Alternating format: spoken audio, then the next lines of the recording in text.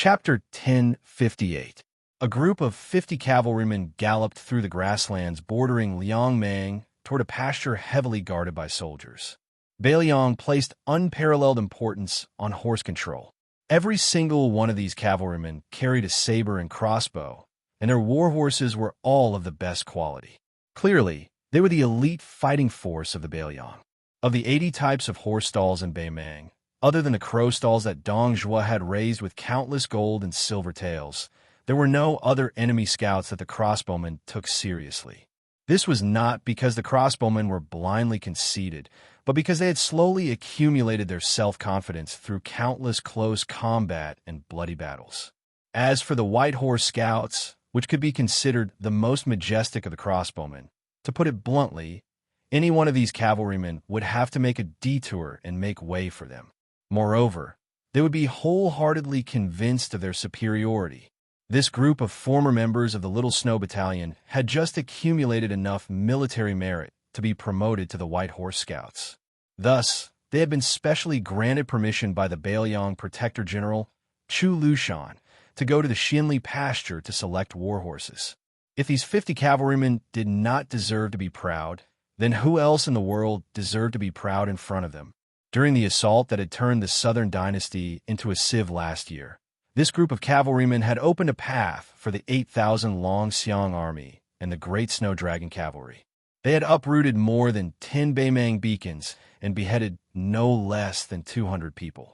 Of the 50 scouts that had penetrated deep into the hinterland, only 4 were left alive. They were the group leader Li Hanlin, the group leaders Lu Do and Li Shuriwei, and the group leader He Tu.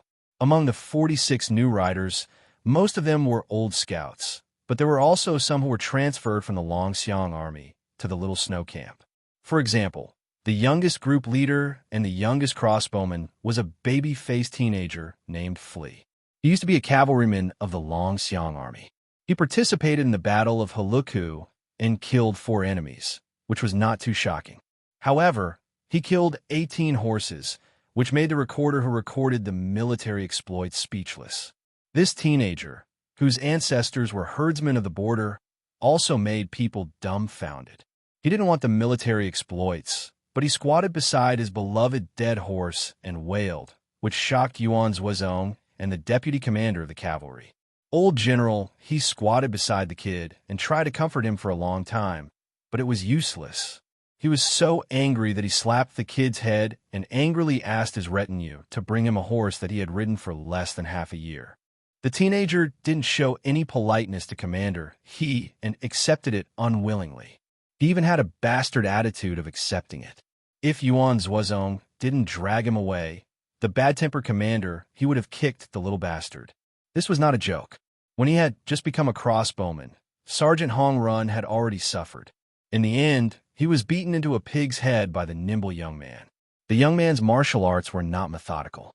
His skills were all unorthodox, especially his horsemanship. He was so skilled that he could lie down and sleep on the back of a galloping horse. Among them, only Sergeant Li Hanlin could touch Big Flea. In fact, if it was a fight, Sergeant Lu Do could easily defeat the young man. However, he could not withstand the repeated defeats of this rash young man. Lu Do could not really kill this stubborn child. Besides, he was not in the mood to tease this subordinate. In the end, only Sergeant Li Hanlin could kiss Big Flea. Now that they were close to Xinli Ranch, one of the best places in Beiliang, the air was filled with the strong smell of horse dung. The 50 cavalrymen almost sniffed at the same time. Their faces were full of intoxication. Many men in brothels would not feel so comfortable lying on the soft and tender bodies of women. Standing on the back of Big Flea's horse, it was as if his feet were nailed to the horse's back. He looked around and quickly made a gesture unique to the crossbowmen of the Little Snow Battalion. Deputy Commander Li, who had received the enemy intelligence, laughed and scolded, "Flea, you've gone crazy from wanting to fight. You haven't even tasted a woman before. You're such an energetic young man. Last time, when Commander Li took us to the brothel, we all thought that one of them was too little. We were afraid that Commander Li's prestige would be affected. Look at Fong He Tu. He only called 3 sisters. He wasn't worried at all that our Commander Li's purse wasn't full at all. Look at you. you're squatting in front of the door, saying that you're going to keep watch for us. Aren't you ashamed? Fong Hutu, who looked fierce but had an extremely gentle temperament, chuckled and touched his lips. Flea curled his lips and said disdainfully, "What sisters? You're calling them ants." Sergeant Lee used to say that old cows eat young grass. Fong Hutu, on the other hand, said that young cows eat old grass. What a waste. What's the difference between that and a colt eating grass? I think it's shameful. Fong Hutu grimaced. Li Hanlin chuckled softly and said, "That brothel in Liangzhou's frontier fortress is not bad. But compared to my hometown in Lingzhou, it's really far away. If there's a chance in the future, I'll take you to Lingzhou to ride horses. There are plump women, thin women, tall women, petite women, pointy chins, perky butts, and big breasts. There are all kinds of women." Riding horses was a term used by Beiliang Frontier Army. More than 40 cavalrymen behind Li Hanlin had drooling faces. There were also people like Li Hanlin who wiped their mouths and drooled. Only the young man rolled his eyes and said, "You guys are fooling around. Don't drag me into it. I'll be fine as long as I have a big flea. If there's a girl I like in the future, I'll go through the wedding ceremony with her." A bald cavalryman who was sitting cross-legged on the back of a horse had a sweet grass stem in his mouth. He laughed and said, "Flea, don't tell me you like men. What do you think of me? I'm a man who weighs 200 pounds. I have muscles, stamina, and spear skills. If you don't like me after you try me, you can always return me." Flea was a flea. However, he had been in the army for many years. He had heard all kinds of dirty words. He glanced at the big bald man and said, "Xiagong, go and ride the mare you're sitting on. No wonder I hear your little date screaming in the stable every night. Take it easy. It's Beiliang's iron law to treat the war horses well. If you, Xiagong, really hurt little date, even our platoon leader can't protect you." Li Shuriwei, Fong Hutu, and this group of rough men all roared with laughter. Xiagong didn't seem to mind at all, shaking his bald head and laughing to himself, not forgetting to bend down and pat his mount's back. This man who had once used his fingers to gouge out the eyeballs of a northern Mang scout and eat them used an exceptionally gentle voice to say, "Little date, don't lower yourself to our squad leader's level. It's easy to reason with someone who's high enough to bully others." Originally, the crossbowmen didn't have the habit of giving nicknames to their war horses. However, the young man had given each of the 50 war horses a name, such as Xiagong's little date, Fong Hutu's big yuan, Li Shuriwei's mayor, and Kongjin's father-in-law. No one could escape this calamity. Over time, everyone tacitly agreed. Flea suddenly shouted, "Platoon leader!" Li Shuriwei rolled his eyes and said, "You're the only one who shits and pees so much. Big or small, can't you bear it any longer? It's only a few steps until we reach Shinli Horse Farm." For the first time, the young man said embarrassedly small. Li Hanlin snapped his fingers. The 50 men immediately separated from their horses and stood in a row. They pulled their Beiliang blades behind their backs and unbuckled their belts in unison. The 50 war horses stopped at almost the same time. They turned around and slowly stopped behind their masters. Beiliang had 300,000 cavalrymen, and the war horses were their wives. Moreover, they were much more obedient than real wives. They would never leave their wives. How many Beiliang cavalrymen had died on the battlefield? And how many war horses had starved to death after their masters died? "Platoon leader, I heard that last time you went to Beimang with Deputy Liu and Li Shuriwei and killed your way north, you like to use barbarian heads as urinals?" "Bullshit. Platoon leader, why are you being so modest?" The brothers of the Little Snow Battalion all said so. Even the lieutenant didn't deny it. "Deputy Liu, don't you think so?" "Little Biao, you're still too young and ignorant. What's the use of asking blockhead Liu? You should ask the wise and handsome Lord Li Shuriwei. I'll tell you the truth. Li Shuriwei, you peed your pants." Damn you. You dare to lie to me? Little Biao, you've just had sex in a brothel, and you dare to make fun of Lord Li Shuriwei? Take this. F*CKU, Li Dai Biao, can you do it? Why did you pee all over my body? Go and pee on a ladle. All right, stop. Same old rules. Whoever pees the furthest will have their war horse eat first. Who is it today? Li Shuriwe. Yes, it's definitely you, Li Shuriwe. This pee will definitely be all over Beimang. That's right, that's right. Other than Li Shuriwe, who else can pee so flirtatiously?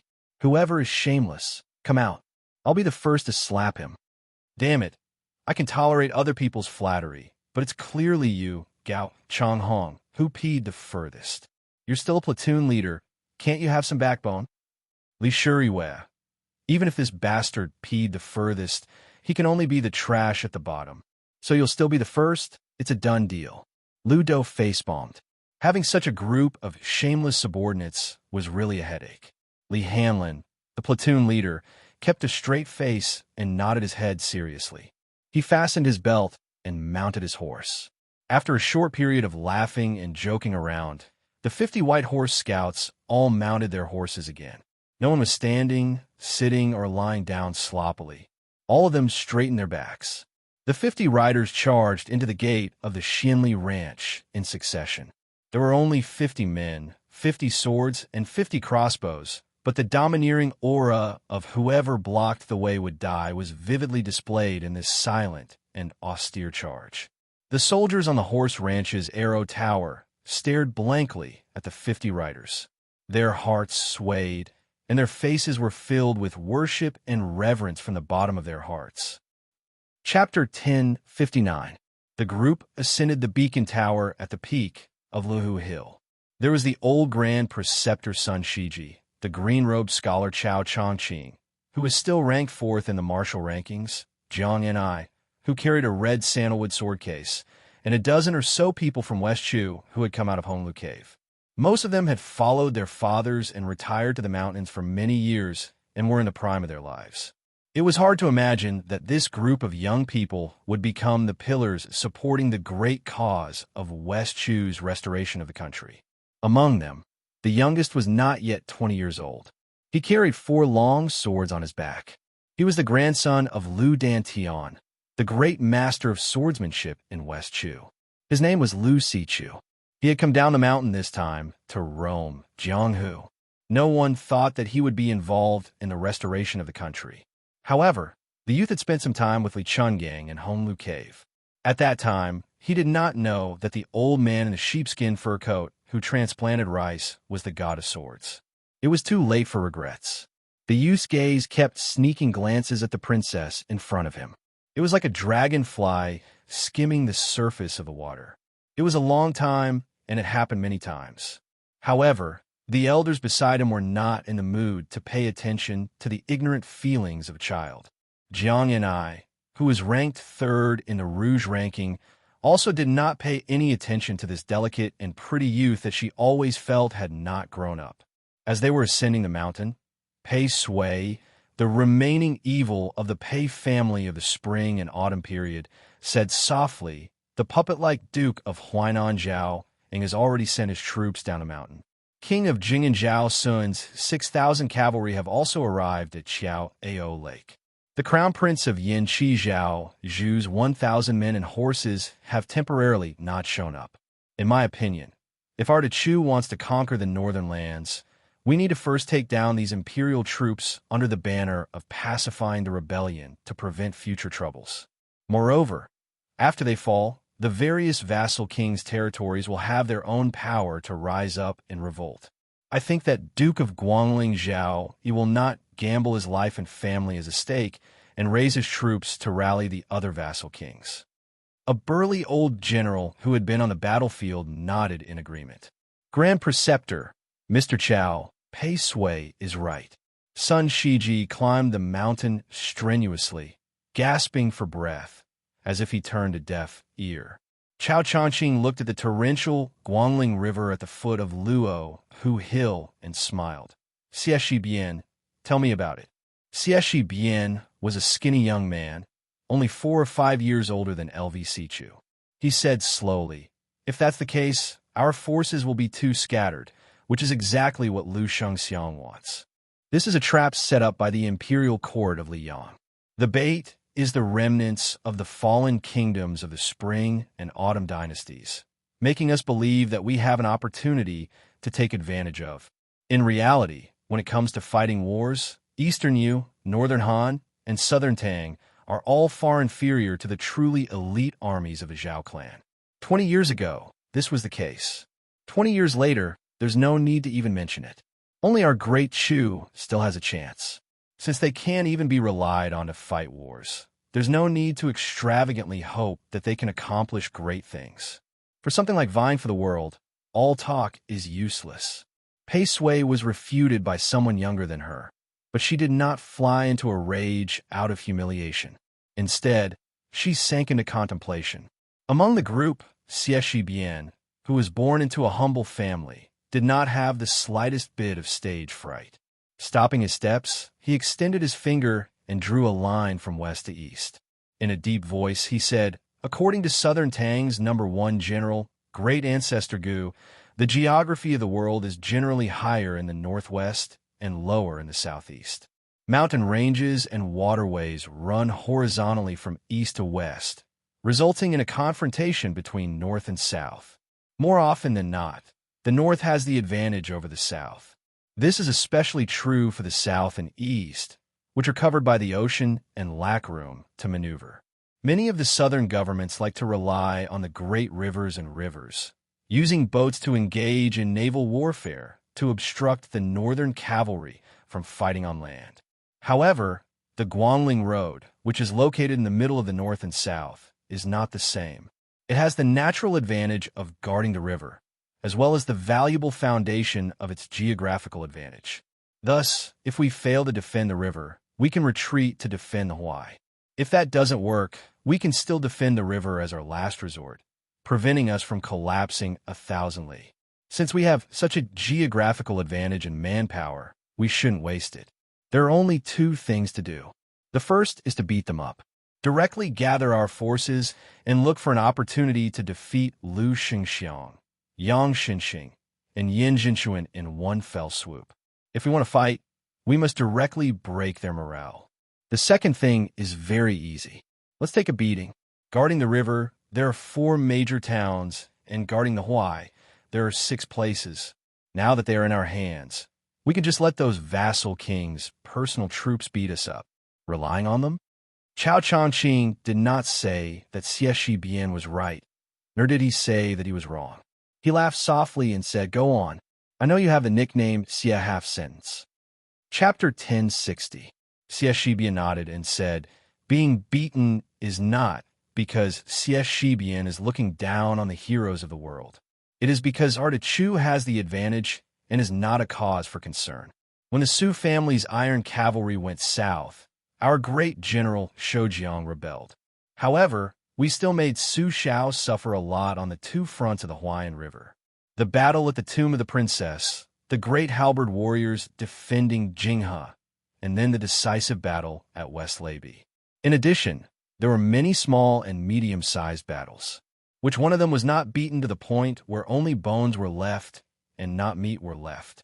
At that time, it was almost to the point where today, Su Shao gave Chu Lushan 3,000 soldiers and horses, and he could defeat everyone on the same day. If it were not for Chun Jibao's military strategy that was at the pinnacle of haggling over every detail, and if it were not for Yuan Zuozong, who had an excellent view of the overall situation, who was able to win several crucial battles in a row, Su Shao might not have been able to defeat West Leibi like a snake swallowing an elephant. When a young man said this, Grand Preceptor's son Shiji suddenly lamented, "Unfortunately, there is no if in history. The winner is the king, and the loser is the bandit." The great De Chu became the fallen West Chu, and Li Yang became the ruler of the world. In fact, at that time, De Chu looked at Li Yang the same way Li Yang looks at Bei Meng now. They were both uncivilized barbarians. Even if they put on the scholar's robes, they were still not worth mentioning. Xianxia respected the Grand Preceptor and waited quietly for a moment. Seeing that the old man had nothing else to say, he continued, "Now that the war between Li Yang and our De Chu is about to begin, the people of the Zhao clan are not satisfied and think that victory is within their grasp. They are multitasking and want to win on both sides of the chessboard at the same time. One is to win against us. The other is to win against the world. Li Yang wants to borrow De Chu's saber to kill people and chop off the last breath of the remnants of the spring and autumn people. That will depend on whether they have the ability to hold this saber tightly. So we have to strike quickly, accurately, and ruthlessly. In the end, Great Peace City only has two Ping vassals. One is Gu Jintang's old faction that has long moved north to the Liangliao border. The other is a new faction led by Liu Baijie and Liu Xingxiang of the Ministry of War. Gu Jintang is under the control of Bei Meng, and Liu Xingxiang has yet to fully develop his wings and is leading troops south. If we don't kill them now, when will we? Pei Sui frowned and said, Liu Xingxiang is an old man of the Guangling spring snow building. He is not unfamiliar with us. Won't he have a countermeasure? Xiaxibian shook his head and said, Liu Xingxiang knowing is one thing. Whether he can do it or not is another. Just talk about the Ministry of War. Liu Xingxiang is only the left assistant minister, not even a minister. How can he control Yang Xinxing and Yin Jinchuan, these old generals who have made meritorious contributions during the spring and autumn period? Besides, Pei Sui smiled and said, You don't need to say the second half of your thanks. I know. The son of the Zhao family is incomparably conceited. Perhaps he is intentionally giving us a taste of the sweetness. Just as you said, the armies of the vassals are all bait. Since the Liang imperial court dares to have such disdainful thoughts, there is no harm in openly climbing up the pole. Xiaxibian smiled knowingly. Sun Shiji walked into the beacon and climbed the stairs to the top. He gazed at the rolling eastern dying water at the foot of the mountain. Other than Chao, Chongqing, and Jiang and I, the others had intentionally or unintentionally retreated far away. The old man said faintly, The imperial court has asked me to return here to be the administrator of the Guangling Path. There are only 4 words. Please enter the jar. Chao Chongqing said softly, The forces of Zhulu Mountain and the spies of Huang Sanjiao around the Guangling Path are all for us to use. The old man turned his head to look at this Confucian saint. He said with a sigh, Chongqing, the Chu has dragged you down. The dragon carp of the Chao family was the proudest. After entering the palace at a young age, he studied under the imperial advisor Li Mi and made his debut in the imperial palace of the Chu. After that, he was unknown for more than a decade. He was always a chess piece waiting for the emperor's orders. After the Chu was destroyed, if this Chao Guanzi had not fought against Great Peace City alone, who would have remembered that there were still people in the Chu? Chao Chongqing shook his head and said, Old Grand Preceptor, you know what I want, and know that I have no regrets. The old man put his hands on the brick wall. Luo Hu and Chiu Feng Sui, a young master Feng who was on duty, had such a large group of people standing on the top floor. He could only hold his halberd and shrink into a corner. But he could not suppress his excitement. Old Grand Preceptor, Chao Guanzi, and the princess. If he could see any one of them, his life would have been worth it. When Master Feng, who had a sword at his waist, saw the woman with the red sandalwood sword box walk towards him, he was stunned. The beautiful woman who was famed in Great Peace City for her sword reached out with a finger. Master Feng's sword came out of its sheath and landed in her hand. She looked at the old sword that had just been taken out of the armory and saw the light of day again. She used her finger to wipe away some of the rust that normal people could not wipe away. She flicked her finger and it gave off a string of tinkling sounds like wind chimes. Master Feng did not know how to take the sword from the princess' hands. He was completely distracted. Sun Shiji and Chao Chongqing looked at each other and smiled. Jiang and I said softly, I will go to the western wall to take a look. Chao Chongqing nodded. The young woman put 2 fingers together and swiped forward. The great Liang dragon sparrow came out of its sheath. She stood on the sword and floated down like an immortal. Then she made a sharp turn and rushed along the river to the ruins of the western wall. LV Chu walked quickly to the side of the building and looked at the figure in a daze. The youth had seen the princess in the Red Deer Cave in Jiangnan a long time ago. But he remembered that at that time, Sister Jiang was lazy when practicing the sword. Her realm was not high. She had only learned the magical art of controlling the sword. But when she controlled the sword in the air, she was only a few feet above the ground and was shaky. The youth only knew that Sister Jiang had gone to Bailiang and Beimeng, and her realm had improved rapidly. He could not even flatter her. In the past, he had to look up to her. He felt that it would be even more so in the future. The youth sighed. He did not know what kind of man Sister Jiang and I would like in the future. In any case, it would not be him, LV Sichu. Sun Shiji suddenly lowered his voice and said indignantly, "That Su family son is not worthy of our princess." Chao Changqing's eyes were gentle. He said softly, "I don't know where he started, and I don't know where he will end." The Grand Preceptor was still angry and snorted. Chao Changqing had a sentence in his heart. Su Fengyan, if one day I, Chao Changqing, turn from a scholar to a tyrant and become an earth immortal twice in my life, if I am still unable to protect the princess, don't disappoint me. Chapter 1061. Although a sparrow was small, it still had all the essentials. This was the case for the county yamen. The etiquette system was modeled after the 3 provinces and 6 ministries. Bishan County had 3 gates and 6 offices. Of the 3 gates, the soap gate was where the officials gathered and the soap gate came from. As for the patrol gate, the roots of the Bailiang's roaming cavalry were in the patrol gate. The bailiff gate was easy to understand, and even a 3-year-old child would know about it. As for the responsibilities of the 6 offices, as far as Bishan County was concerned, County Magistrate Feng Guan monopolized the 4 offices of officials, workers, and punishment. He only left County Premier Zui Jing with a ceremonial room in name only. County Magistrate Bai Shank could be considered to have gotten a rather lucrative military room. As for the 3 gates, Feng Guan monopolized them and viewed them as his exclusive property. This was especially true for the soap gate, which followed County Magistrate Feng Guan blindly, making Zui Jing especially embarrassed. Actually, as the County Magistrate, Su Fengyan should have been the one in charge of the soap gate. However, Feng Guan had even suppressed and ostracized County Premier Zui Jing mercilessly. So why would he care about Su Fengyan's face? It was just that Su Fengyan's attention was focused on observing the county yamen's operations. As for whether or not this half-baked county magistrate had any authority, it was not important.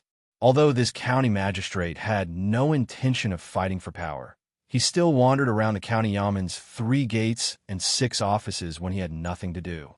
There were more than a dozen criminals imprisoned in the torture chamber. There were all sorts of people. There were old men who were unable to retire and purposely came here to make a living. There were human traffickers, young ruffians who were looking for trouble, and lowly flower thieves who stole women's undergarments and were sent to prison. However, among the dozen of them, there was only one old man in his 60s who was handcuffed and shackled. The shackles were large, and the shackles were heavy shackles. Altogether, they weighed 34 jin. Su Fengyan had specially browsed through the files of the torture chamber, but he couldn't find any clues. Later, he invited the leader of the torture chamber to drink and finally got some information. He only knew that the old man's surname was Shun. He was a notorious bandit in Hezhou. It seemed that he had done a big business that cost him his head. After he succeeded, he didn't divide the loot evenly. Last year, he was attacked by a gang in Qingshan County of Yuzhou and was seriously injured. He fled to this county and was locked up for more than half a year. Originally, he should have been escorted to the county city to be executed at the beginning of this year. However, due to the change in Yuzhou, the new people in Bishan County replaced the old, so the execution was delayed. As for why he wasn't recorded in the torture chamber's records, it was because the leader of the torture chamber was drunk and didn't speak clearly. Since Su Fengyan had nothing to do, he would come to the prison every few days. He would bring a pot of green ant wine and some scraps of meat to eat. He would move a chair to sit in the middle of the aisle and chat with the fellows who had been imprisoned on both sides of the aisle. In the end, other than Thief Shun, all the fellows in the prison would ask for green ant wine to drink. Su Fengyan also rarely refused. After a few rounds, they actually became like drinking buddies. Old Man Shun, on the other hand, had been watching coldly from the sidelines. Occasionally, he would open his eyes and look at them. Using the words of the prisoners in the torture chamber, this old bastard had killed several people. He had a murderous aura and a heavy aura. Every time the skinny old man forced his eyelids open, the corners of his mouth would curl up into a sinister sneer. He looked at the young registrar sitting outside the prison cell, as if he could pull that head off his shoulders with one hand if he wanted to. Every time this happened, the middle-aged man in the cell next to the only serious criminal in Bishan County would try his best to hide his worry. The man's surname was Wang, and he looked like an honest farmer. He seemed to have angered one of the big clans in Bishan County. Not only did he lose his family fortune, he was also thrown into prison. In the past half a year, the big clan's disciples had come twice. Each time, they had mocked and ridiculed him. They had even sinisterly declared that they would definitely help support the man's wife and daughter. Even some of the prisoners in the prison felt that this guy was too pitiful. They might as well kill themselves. The enemy's family was enjoying the mother and daughter outside. Could it be that this brother of yours was complaining to those rats that often crawled over his face when he slept? No wonder he was born with a pair of drooping eyebrows. Just by looking at him, one could tell that he was destined to suffer. Today, Su Fengnian sat in the prison cell and chatted with the prisoners. He had just received his salary yesterday. Most of it had been confiscated by Pei Nanwei. He didn't know where she had hidden it. Only a few small taels of silver were left. They said it was enough for a month's worth of wine and that he should do as he saw fit. But now the tables had turned. After Feng Guan gave the registrar a workshop, it was mostly county premiers with Jing who treated Su Fengnian to wine. As a result, Su Fengnian's finances were not as tight as before. However, the workshop in Bishan County, which was in charge of farming and irrigation, could only get some meat from mosquitoes' legs. It was not worth mentioning. More importantly, for the first time, County Magistrate Feng had taken the initiative to curry favor with the registrar. This made the county yaman's odd-job workers think highly of the registrar. However, when Zhu Jing was drinking, he had intentionally or unintentionally reminded the registrar Su, who was in the dark. Su Fengnian pretended to be muddle-headed. Zhu Jing thought that this kid was possessed and was waiting to see a joke. Su Fengnian pulled over 2 jailers who were already familiar with him. The 3 of them ate cooked meat to go with the wine. If there were any prisoners who were envious, they would also ask the jailers to send them some meat and wine. When a well-dressed young man walked into the cell with a sachet covering his nose, it was inevitable that he was surprised. There were 3 people drinking and eating meat in the corridor. Most of the prisoners were sitting by the wooden bars of the cells near the corridor. Everyone was laughing and talking about dirty things. The young man frowned. Su Fengnian picked up a wine cup and wiped it with his sleeve. He raised the cup with a smile and asked if the young man wanted a mouthful of green ants. The young man gave him a sidelong glance and ignored him. The 2 jailers knew what was going on. They secretly cast a glance at the registrar general and then pointed at the prisoner, surnamed Wang. Su Fengnian smiled and nodded. The young master walked straight to the farmer's cell. Just as he was about to say something to rub salt into the man's wound, 4 burly bailiffs were holding 2 prisoners of different ages. The older one had shifty eyes, and the younger one's clothes were ragged. However, he had a pair of dashing eyebrows that exuded a heroic spirit. Even though his face was covered in dirt, people could not help but take a few more glances at him. They only felt that he did not fit in with this prison. However, his steps were slightly slower, and he was punched in the back by a bailiff. He staggered and almost fell to the ground. The older accomplice hurriedly supported him and smiled obsequiously at the bailiffs. Su Fengnian smiled and asked, "What crime did you commit?" The 4 bailiffs were closer to County Magistrate Feng Kwa and County Magistrate Bai Shank. They had never paid much attention to this registrar. However, they had more or less accumulated some worldly wisdom in the officialdom. The leader of the bailiffs squeezed out a lukewarm smile and said, in reply to registrar, it was 2 lowly thieves. They were extremely daring and stole into this old man Zhu's house. They should count themselves lucky that they were not beaten to death on the spot. After he finished speaking, the bailiff quickly walked over to the young man who was using a scented pouch to cover up the stench of the prison. He smiled humbly and said, "Isn't this young Master Song from the county capital? It's an honor to see you. Young Master Song, don't worry. As for that ignorant trash, when we have time, we will entertain him. I guarantee that he will suffer a fate worse than death. The young man with a feminine temperament took out a brocade money pouch and casually threw it to the leader of the bailiffs. He said softly, "Don't really kill him. It's not a big deal, but it's troublesome. I'm not afraid of trouble, but I'm afraid of trouble." The bailiff who had made a windfall laughed and said, "We know what we're doing. Every time we beat him, we put 2 or 3 layers of cotton cloth on him. There are no visible wounds. It's all internal injuries." The young man looked around, and his gaze finally fell on the man surnamed Wang. He pointed at him and laughed. "These 2 thieves, why don't we just throw them in here?" The bailiff did not hesitate and said, "That's not difficult." The young man turned his head to look at the 2 thieves and said with a smile, "After you go in, take care of that old guest. If you take good care of him, you will naturally have a feast of wine and meat." The monkey-cheeked old thief swallowed his saliva and glanced at the small table where the director general was sitting.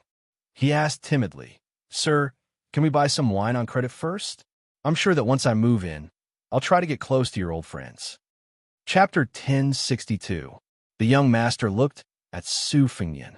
From his point of view, such a small matter was not something a county's registrar official would dare to refuse.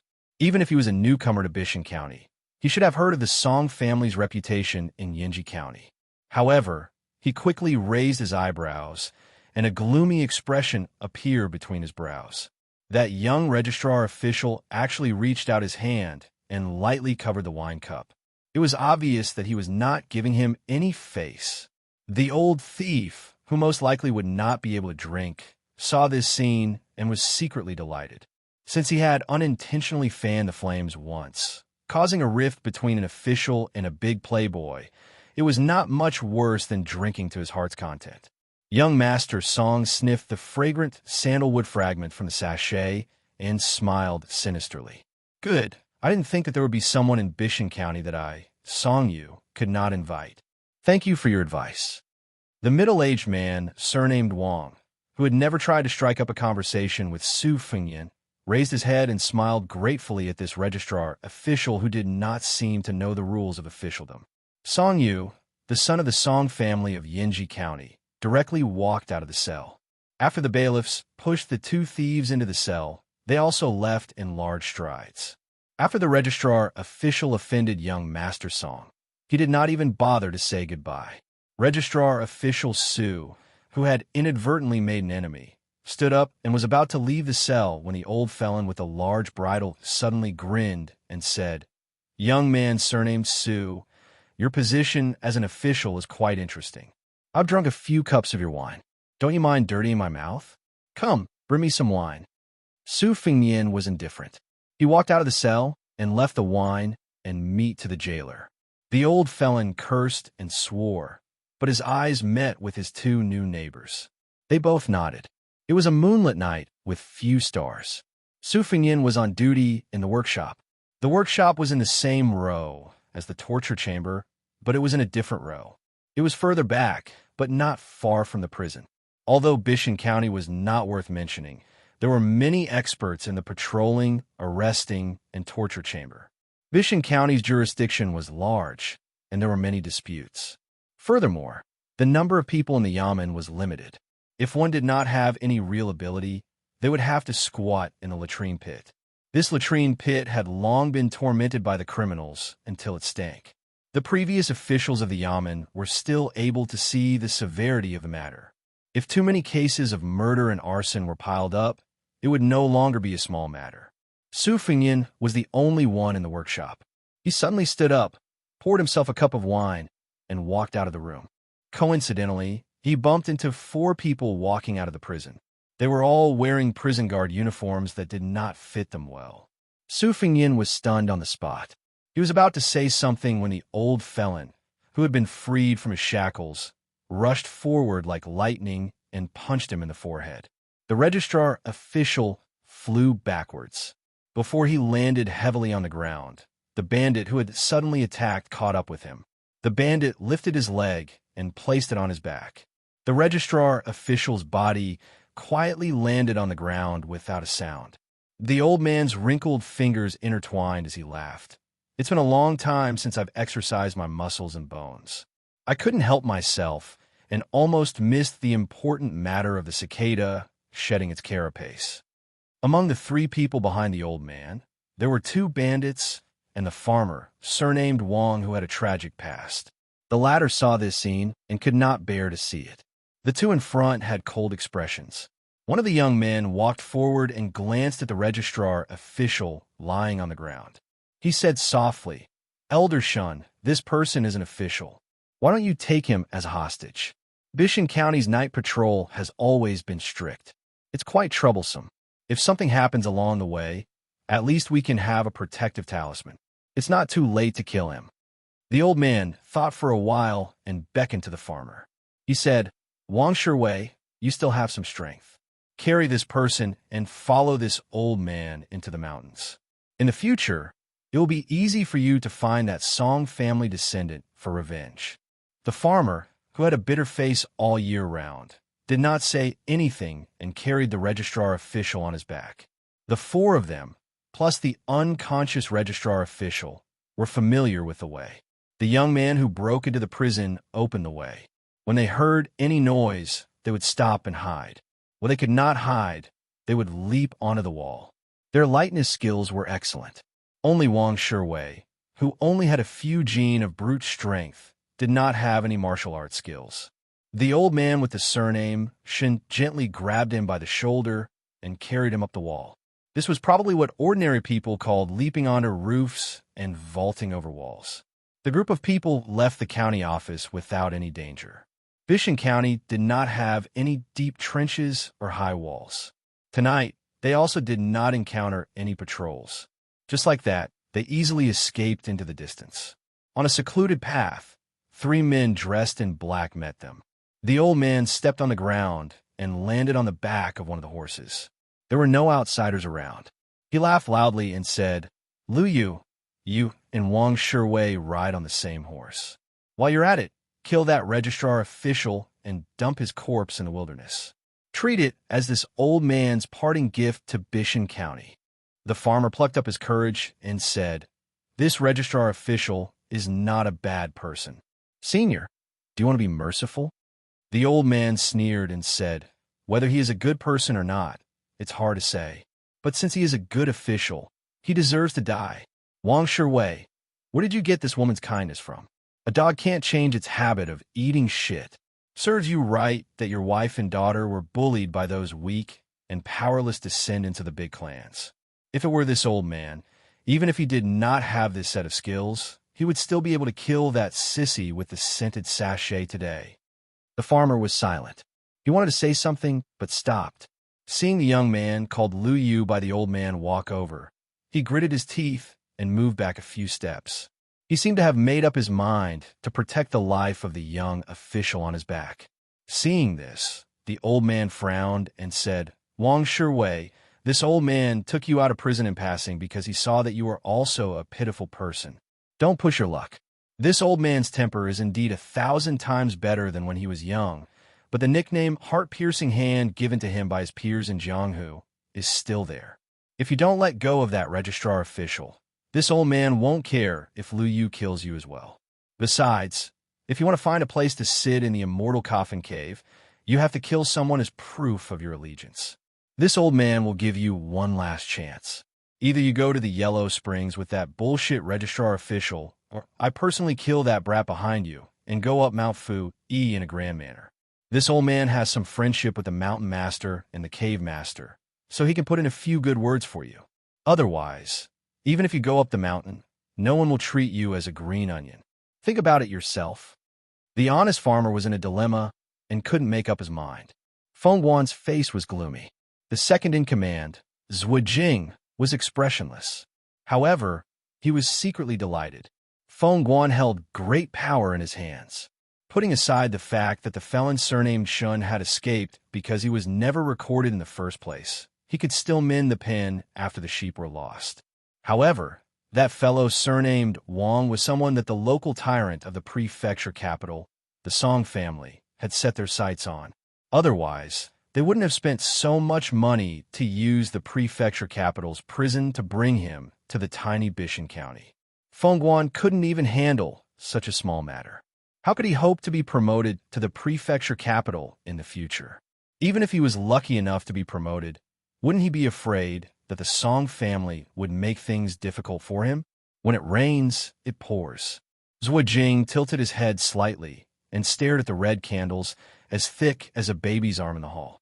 He couldn't help but smile when he heard the servant report that Song Yu had come to visit the county yamen. However, Zhuo Jing soon couldn't smile because Song Yu, the son of a noble family, had asked to dismiss the miscellaneous staff in the county yamen, leaving only the county magistrate and deputy. Only then did Zhuo Jing put away his arrogant expression and cupped his fists. He said, Song Yu has offended you earlier. Please forgive me. Shunli, nicknamed the heart-piercing king of hell, is a bandit who has been on the run from Yuzhou for many years. Song Yu once had an identity in the Yinji County Yamen. Wang Shiwei is the head of the constables in Qingshan County. All of their plans were to let the tiger return to the mountain and find out where the nest of Fushao Mountain was. In addition to Lord Wang, there is also County Magistrate Bai, who invited the elite scouts of Ruo Jiang and 100 light cavalry. When the time comes, we only need to coordinate with Lord Wang from the inside. At this moment, a woman carrying a box of food walked into the hall of the yamen to deliver supper. Song Yu was somewhat stunned. Putting aside the fact that this woman's beauty was rarely seen in his life, how could she directly enter the heavily guarded yamen? Even if she was a family member of an official, she shouldn't be so reckless. County Magistrate Feng Guan and deputies Wu Jing were in a good mood at the same time. Feng Guan quietly smoothed the corner of his mouth and said with a worried face, Madam Su, Registrar Su has been kidnapped by bandits. We don't know whether he is alive or not. However, please don't worry. The Yamen of Bishan County will do its best to rescue him. Before the county magistrate finished speaking, the woman said "oh" lightly and turned to leave. Zhuo Jing smiled while stroking his beard. Could it be that this woman, whose appearance could bring disaster to the country and people, was actually not on good terms with Registrar Su, who had a lot of luck with women? Zhuo Jing glanced at the county magistrate, whose eyes were burning with passion, and sneered in his heart. Registrar Su, oh, Registrar Su, even if you don't die in the hands of bandits, you will die in the hands of the county magistrate. What was the famous saying in the spring and autumn period? Zhuo Jing quickly remembered it. Brother, die in peace. I will take care of your wife. Zhuo Jing was now thinking about how he could ask the county magistrate for a cup of leftovers. Otherwise, he should withdraw his backup plan and stop fighting to the death. Instead, he should wholeheartedly assist the proud and arrogant county magistrate. At worst, the two of them could peacefully become brothers-in-law under the table. Pei Nanwei walked out of the county yamen and walked on the deserted street. She looked at the night sky and said softly, You don't want to go home at night, do you? Don't you think sleeping on the floor is enough? Chapter 1063.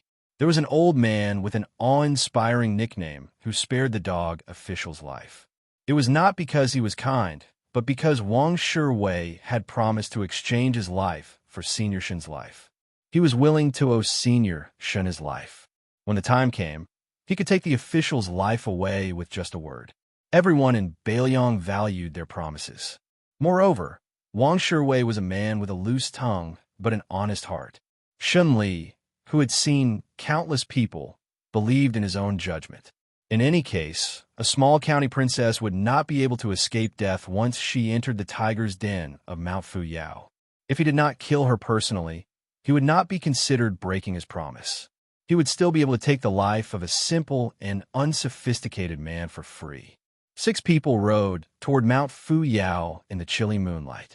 The registrar was casually thrown onto the horse's back. Wang Shiwei did not know how to ride a horse, so he sat behind Lu Yu. Shunli urged the horse to gallop wildly. He did not care about the poor registrar, who was jolted up and down by the horse's back. He rolled off the horse and was covered in dust. Everybody had no choice but to stop and fall back onto the horse's back. Mount Fuyao was 200 li away. This was what Shun Li and the other Jianghu people called it.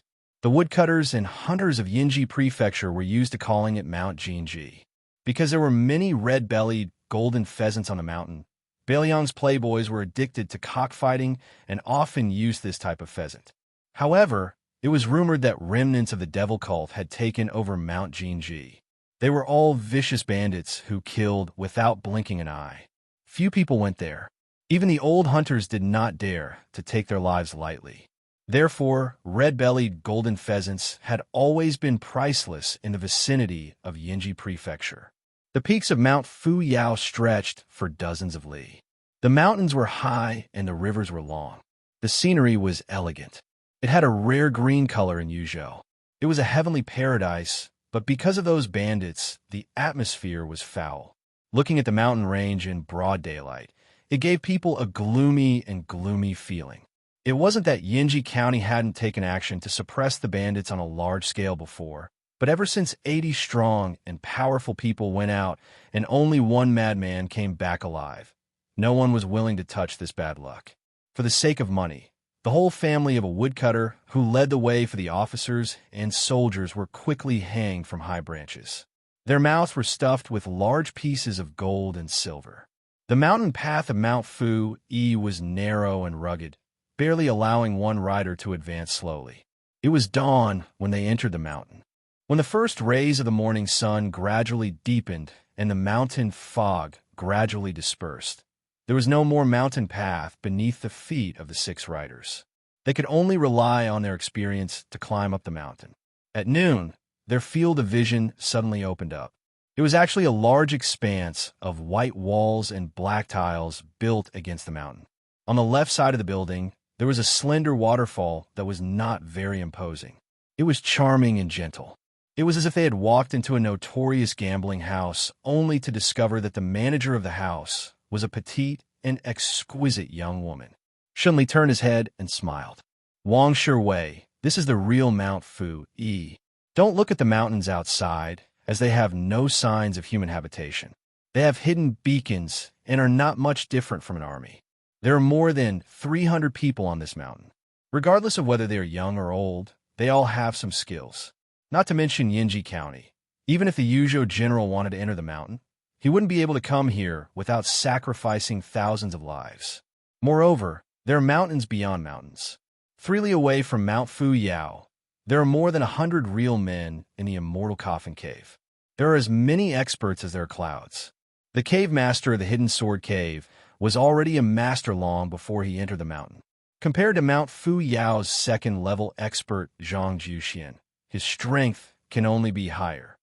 Shunli laughed and retracted his gaze. He looked up the mountain. Why am I talking to a villager like you about this? Even if you start practicing martial arts today, you won't be able to do anything. You won't be able to become an expert if you only have strength. If you want revenge, then in the future on the mountain, you'll have to tuck your tail between your legs and be a good person. After a few years, bring 20 or 30 brothers down a mountain. A Tendersong family disciple will naturally be easy to capture. At that time, you'll be at your mercy. There are many rough men on the mountain who like the style of men with broken sleeves. You don't have to worry about your enemy dying too comfortably. Master Registrar, this old man knows that he woke up half an hour ago. Don't pretend to be asleep. These words are meant for you. Master Registrar of Bishan County slid down from his horse and rubbed his stomach. His internal organs were probably all messed up from the jolt. His face was dispirited. Wang Shiwei also jumped down from his horse. After walking closer, he said apologetically, Master Registrar, I'm sorry. Sinner Wang Shiwei. Without waiting for the man to finish, Master Registrar made a move to hit him. However, he quickly retracted his hand and sighed heavily. He looked at the mountain that he didn't know why it was called a talisman. He was lost in thought. Lu Yu pushed his shoulder.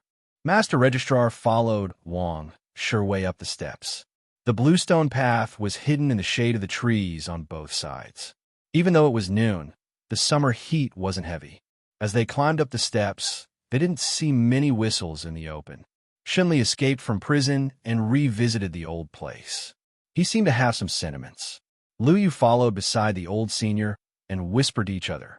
When they reached a pavilion halfway up the mountain, 2 white-clothed children holding books appeared from the side of the path.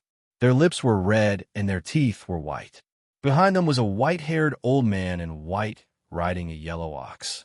He looked even more like an immortal. He sang loudly, riding on the back of a yellow ox, hand down facing the spring breeze. This made Wang Shiwei mistakenly think that he was an immortal who lived in seclusion in the mountains. Shunli stood at the top of the steps and exposed the old immortal master. He laughed. "Mountain Lord Wei, what's the use of pretending to be a ghost on the mountain? With this outfit, you can only deceive people outside the mountain. However, among the 10 bandits of Yuzhou, you, Old Man Wei, are ranked higher than me. Once you show yourself, you'll be chased down by hundreds of cavalrymen." The old mountain lord of Mount Fu Yao sneered. "Heart-rending king of hell Shunli, how could this old man dare to be ranked with you as one of the 10 bandits of Yuzhou? You're even called king of hell. You're even scarier than a butcher. If it weren't for the fact that Brother Giant Immortal is an old acquaintance of yours and owes you, this old man wouldn't have let his disciple get involved in this muddy water in Bishan County." Shunli twisted his right wrist with 2 fingers on his left hand and laughed softly. "Wei Jin, you and I aren't any good people. We're about the same. Back then, the master of the profound sword cave didn't use his sword to tear your mouth apart. Why don't you know how to cherish it?" The old man, perhaps one of the leaders of Mount Fu Yao, glanced at Registrar Su and the farmer Wang Shiwei in puzzlement. His disciple Lu Yu walked to Yellow Ox's side and roughly explained the situation. The old man nodded and then shook his head. He took the lead and rode up the mountain. The 2 white-clothed children walked with light and agile steps. It was obvious that they were also skilled in lightness skill. Being able to become the disciple of Mount Fu Yao's top 3 expert, Mountain Lord Wei, their foundation and luck were certainly not bad. Su Fengyan's face was bruised and swollen. He had deliberately restrained his qi so that his body was no different from an ordinary person's. Even his breathing was no exception. After all, Wei Jin was not a real immortal. Naturally, he couldn't tell what realm this young official was in. Su Fengyan and Wang Shiwei were settled in a remote courtyard. There were even 2 middle-aged and delicate servant girls serving them. Looking at how happy they were, they should be girls who had been abducted to the mountain when they were young. It was hard to say whether they were pitiful or fortunate. After all, they could live a life of luxury on the mountain, but at the very least, they did not have to worry about food and clothing. Wang Shiwei waited for the servant girls, whose eyes were full of curiosity, to serve tea and food. He closed the door and left. This middle-aged man, who used to be one of the top bailiffs in Xianxia County, carefully walked to the window and put his ear to the window paper. When he didn't hear the slightest sound, he sat back down at the table and looked at the county magistrate who was wolfing down the food. He was about to speak when Su Fengyan grabbed a greasy chicken leg and threw it at Wang Shiwei, stopping him from speaking. He glared at him and said in exasperation, "F*** King Wang Shiwei, you caused me, a dignified county magistrate, to become a prisoner. If I can return to Bishan County, I'll skin you alive and pull out your tendons." Wang Shiwei caught the chicken leg and smiled bitterly. "I hope the magistrate can leave the mountains safely." After eating and drinking to his heart's content, the magistrate picked up a bamboo stick and leisurely picked his teeth. He leaned against the back of the chair and put his feet on the table. Then, he and the chair fell to the floor. Wang Shiwei suddenly turned and looked up. He saw a beautiful woman sitting on the beam with a knife on her knees. She grinned, revealing a pair of canine teeth. Wang Shiwei was shocked. Just now, he did not notice anything strange. If he revealed everything to Registrar Su, then he would really kill this young official who was not bad at all. The woman looked to be in her early 20s. A short knife, wrapped in a sheath of gold, was placed on her knees. She floated down from the beam and circled around Su Fengyan.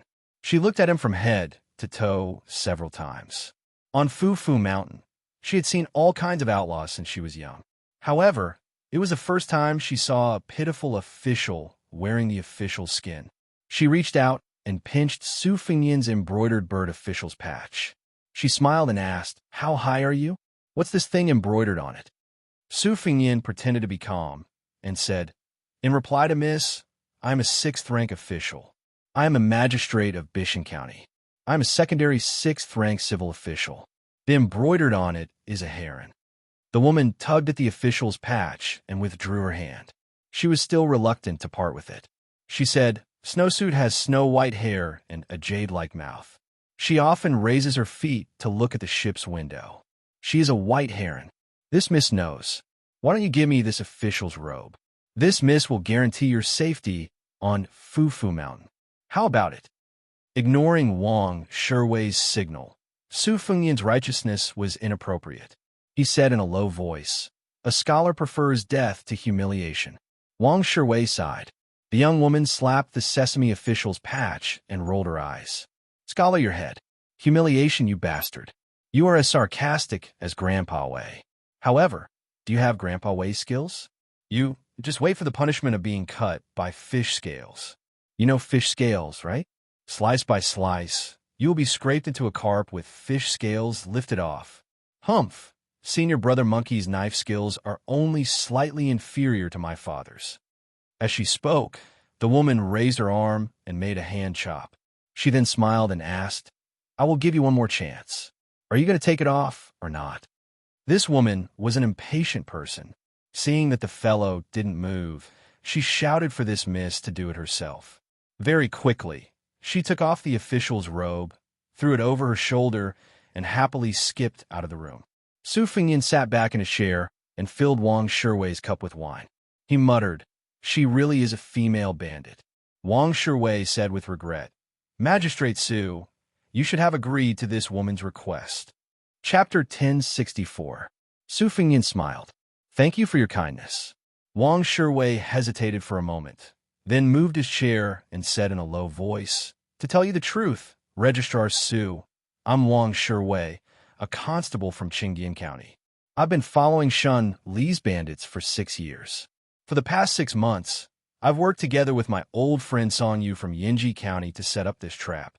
I didn't expect Registrar Su to be in danger. Su Fengyan asked, Aren't you afraid that I'll leak it? Wang Shiwei shook his head. My mission is complete as long as I reach Mount Fuyao. After that, it'll depend on whether Song Yu and County Magistrate Bai can get enough people to suppress the bandits. Wang Shiwei was worried and said with emotion, But in my opinion, the outcome is hard to predict. Song Yu and I estimated that 100 elite soldiers and 300 to 400 constables from Qingdian County and Yinji County would be enough to kill their way into Mount Fuyao and eradicate this malignant tumor that has taken root in Yuzhou for many years. Along the way, we've set up beacons in accordance with the art of war, and the hidden posts and whistles are quite methodical. What I'm afraid is that when the 500 soldiers of the government finally enter the mountain, the bandits of Mount Fuyao and Immortal Coffin Cave would rather abandon their lairs than fight. Bandits are easy to suppress, but roaming bandits are hard to find. Su Fengyan asked curiously, Constable Wang, you've put so much thought into it, and you're even willing to take the risk yourself. What are you after? Wang Shiwei was stunned, then smiled. What am I after? Registrar Su, may I be so bold as to ask you a question? As an official, shouldn't you be helping the people? I've been a constable for most of my life, and I've seen more than 60 brothers die in the line of duty. If you really want to talk about what I'm after, it's nothing more than peace of mind. This time, it was Su Fengyan's turn to be stunned. Then he smiled and raised his cup. Here's to you. Wang Shiwei raised his glass and drained it in one gulp. Then, he poured himself another glass. This wine is really good. Normally, my salary is enough to support my family, but I can't afford to drink this wine. Su Fengyan muttered to himself, Yes, your salary should be increased. Wang Shiwei laughed heartily. Registrar Su, thank you for your kind words. Su Fengyan took a sip of wine and asked, According to the heart-slicing Yama, the master of the Deep Sword Cave has the strength of a master and might be a level 1 expert. Zhang Jushin of Mount Fuyao is also an expert who has been famous for a long time. Not to mention the 400-plus bandits on the 2 mountains. Just the 2 of them are enough to deal with the soldiers. Unless we mobilize the elite crossbow-carrying infantrymen under one of the 4 captains of Yuzhou and have a large number of experienced scouts to pave the way, we might not be able to succeed even if we double the number. let alone 400. Lord Wang, I think you and that young master song who is putting on an act with you are most likely going to fail. After this, you will have to add insult to injury. It's hard to say if you will be able to get a salary in the future. Wang Shiwei, who had slanted eyebrows to begin with, frowned even more. He took a sip of wine to drown his sorrows and punched his thigh.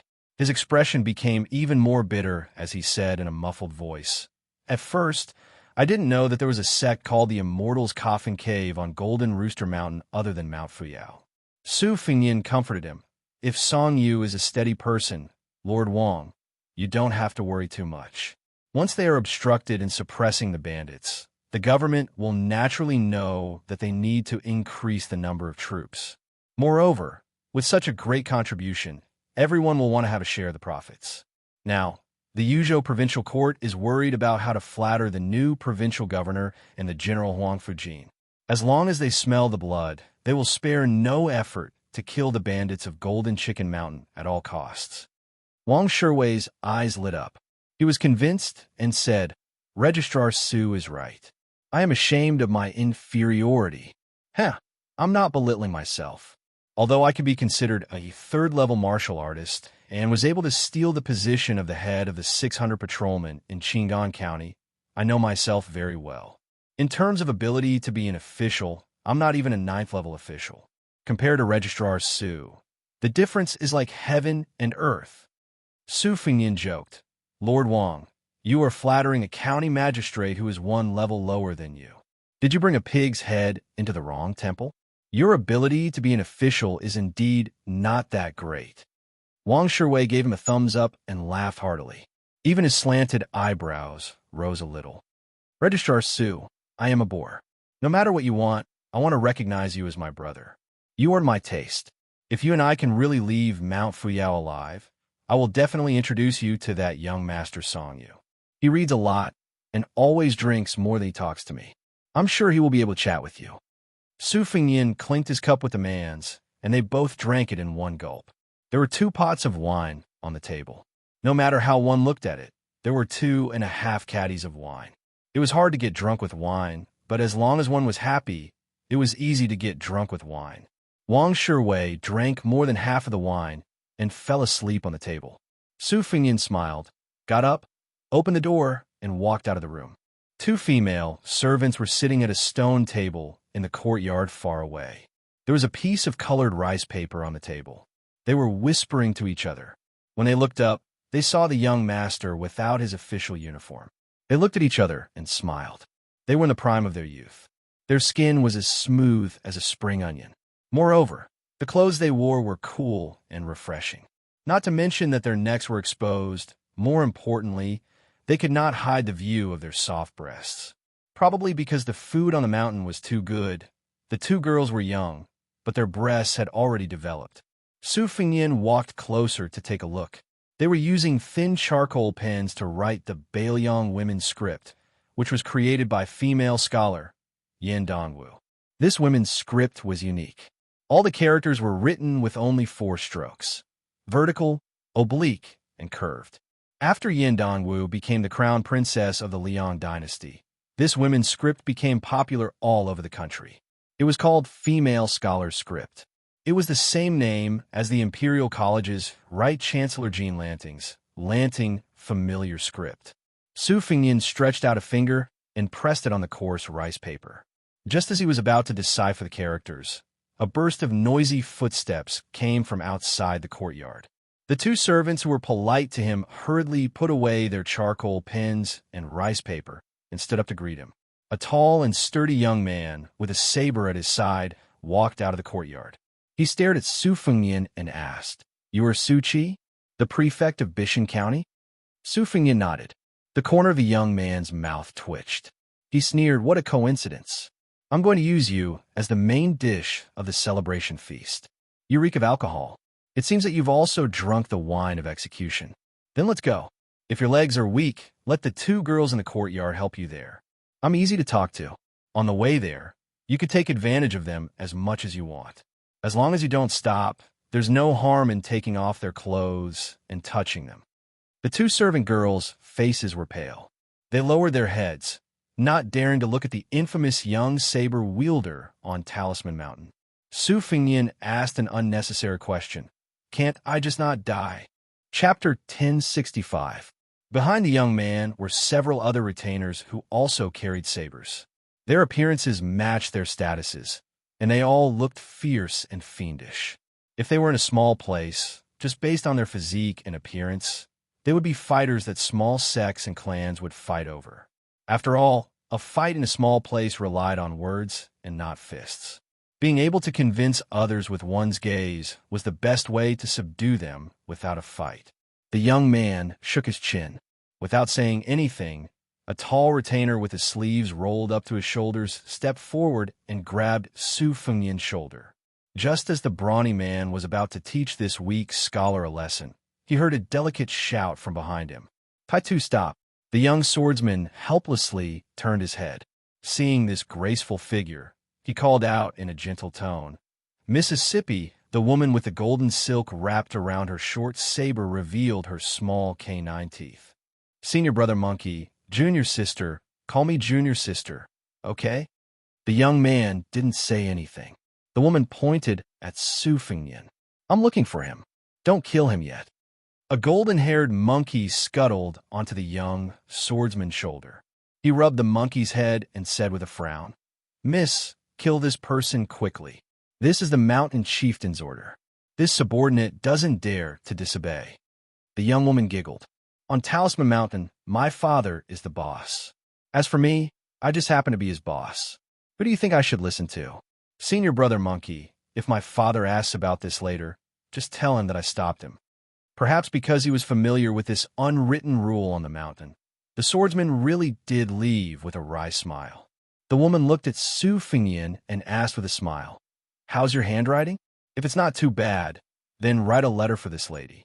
Treat it as your repayment for saving your life. Oh, and that official uniform as well. Without waiting for Su Fengnian to say anything, this woman began to order the 2 maidservants to bring over the 4 treasures of the study. As soon as the deep and sharp sheep-hair brush was dipped in ink, she could not wait to snatch it from the maidservant's hands and pass it to Su Fengnian. Su Fengnian took the writing brush made of sheep hair that was unique to Bailiang. Foreign scholars liked to call it cold slag and hated its weakness and bonelessness. In the past, almost none of the calligraphy masters of the Central Plains had chosen to use this brush. After Su Fengnian sat down, he gently rolled the tip of the brush in the inkstone again. When the ink and the tip of the brush were of the right thickness, he hovered his arm and raised his head to ask, What do you want to write? The woman was startled for a moment before she exclaimed in surprise, Oh, look at your stance. You'll know if you're an expert the moment you make your move. Expert, you're definitely an expert. You've really picked up a treasure for me. Su Fengnian continued to wait. The woman laughed mischievously and sat down as well. She shooed the 2 maidservants away and looked around before saying in a low voice, This lady can only memorize the things in books. If I really have to pick up a brush to write something, it's useless. Besides, this lady's handwriting is a little unsightly. But Brother Lu from the neighboring mountain is very knowledgeable. He doesn't like crazy women who wield swords and spears. He likes gentle and refined women. The only time this lady sneaked down the mountain, I almost died outside.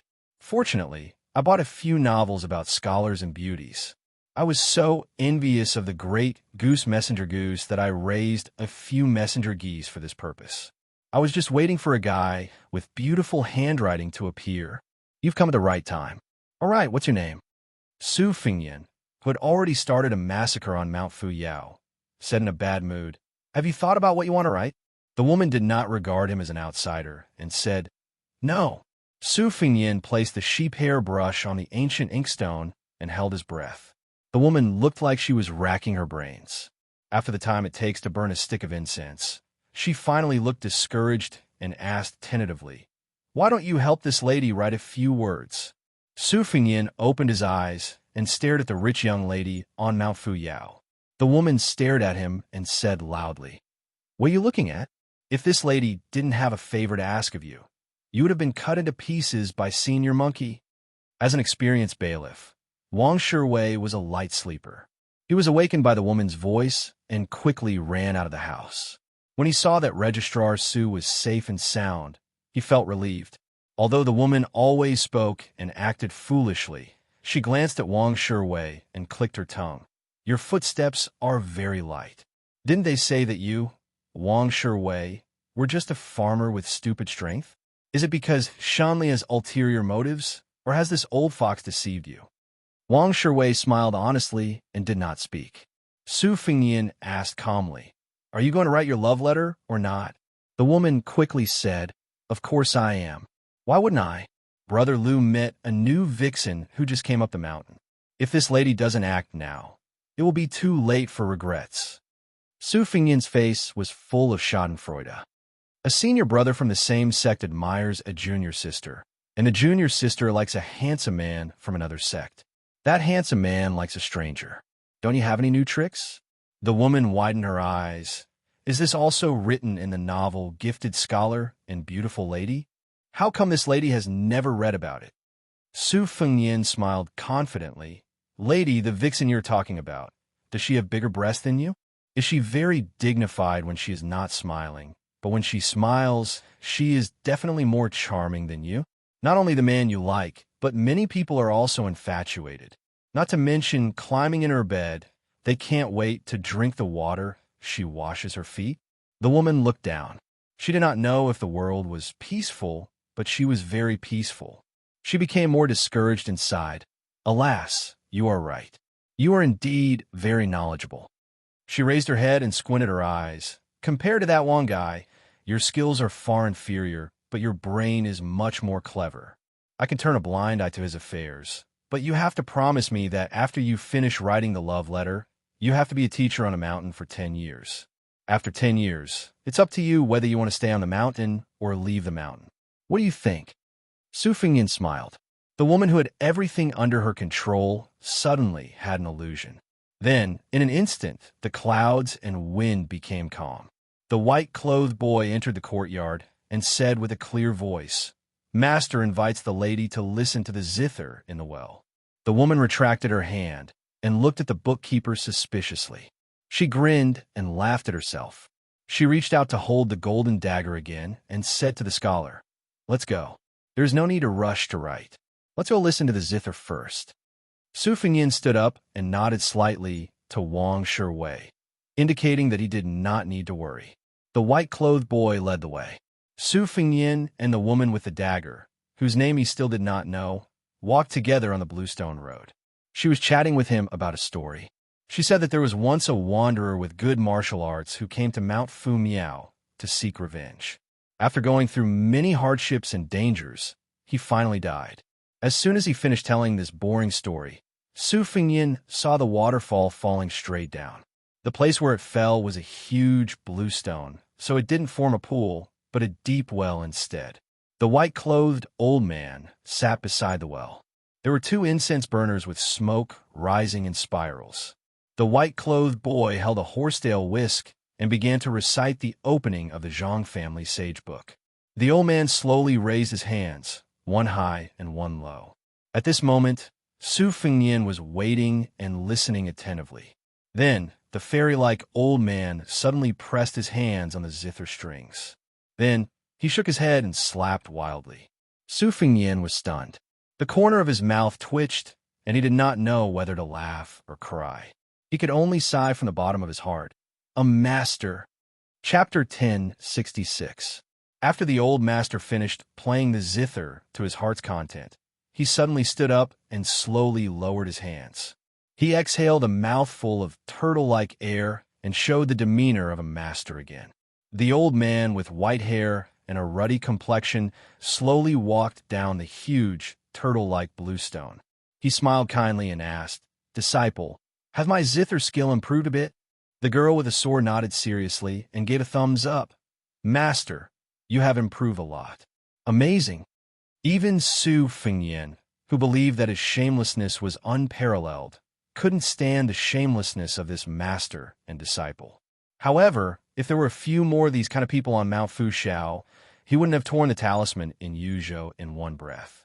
Instead, he would have taken the opportunity to broaden his knowledge. Of course, whether it was the old man with extraordinary zither skills or the girl with a sword who looked silly, they were all very cunning and shrewd.